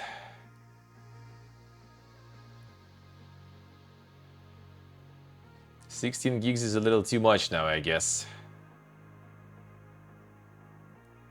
We'll see, we'll see. They'll still manage to yoink some, but if not, then, well, I guess it is what it is. It is what it is. A mobile developer, Playtika, holds mass layoffs, will leverage AI. Another one. As part of larger adjustment to the company's cost structure and reallocation of resources within its portfolio of games, company looking to let go around 15% of its staff, roughly 450-500 employees. The decision was not made lightly, alright. Fundamental shift in how we operate so we can invest in the future, remain a leader in highly competitive mobile games market. For years, we operated with broad growth mindset, applying similar resourcing models across our portfolio of games. Economic reality of our industry has shifted. Ability to invest in tomorrow. Moving away from headcount-heavy operations to streamlined teams powered by AI and automation. Well, there you go. Something we're gonna probably hear and see a lot. Already kind of do, but even more. A Batman Arkham Shadow sequel likely cancelled after meta layoffs. That one apparently was pretty good, right?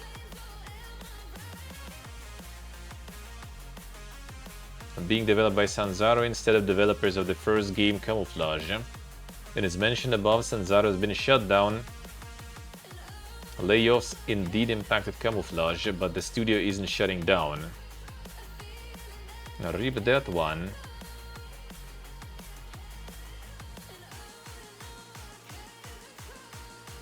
MTG Fallout Secret Lair Red Super Drop revealed and coming soon. MTG with Fallout again. Didn't they have one already?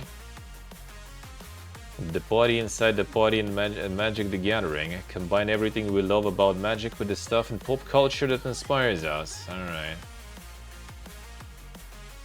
Coming soon. Secret Lair X Fallout agreed the dog. Secret Lair X Fallout Rad, welcome to New Vegas. Many subsets. Silver Shroud costume. Promo card. Only available once you've spent at least $149. Damn, son. It's time. It's time. Let's see, ship I see. Let's see, Soka, alright. Damn, the Gooners, dude. Who are you then? You're totally not a kid, so are you a Gooner then? For each pack, foil prices will be between $40 and $50. Non-foil prices will be from $30 to $40. Stock is likely to sell out very fast. Highguard devs didn't pay for the Game Awards finale spot. $500,000 saved, probably even more because it was the final spot there. Have learned that Highguard did not actually pay for that Game Awards finale spot, was just the show putting it there. So Geoff apparently liked this one. Was enamored by Highguard that he offered the team the final spot. That rings true, given Keeley hype for the game in the closing minutes of the show.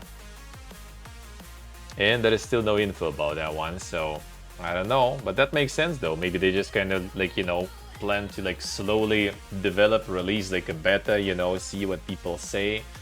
And then Geoff liked it and was like, yo guys, let's show the game. And they showed it. And actually potentially got kind of reverse effect now. Instead of, you know, getting some hype, they got a bunch of hate because like people were expecting something big and got this. So maybe they even were kind of fine with, you know, like kind of low amount of hype for that, just the beta and stuff, you know, just gonna test it, see how it goes. And now they got a bunch of negative hype from that. Now they have been branded as Concord sequel, yep. And to be honest, like, if there would be no hype, it could be also just go like completely unnoticed, you know, just like, oh, another one of those. Now it's like another one of those, but with, you know, a huge fanfare. GOG managing director concerned always online games could lead to fewer releases. If we put too many barriers on game creators and what the end of life cycle looks like, we might get fewer games. Because people will be scared of, okay, now I need to put up the funds to create it, promote it, and then upkeep it for 10 years, 20 years because the regulator said so. That might in turn cause there to be fewer cool games for gamers. I don't have the perfect answer yet, but it's good that the discussion is taking place.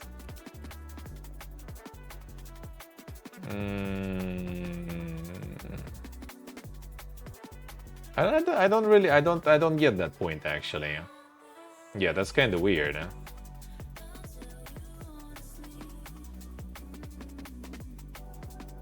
Like, okay, like it's maintaining servers for decades, so we're speaking like multiplayer games and stuff.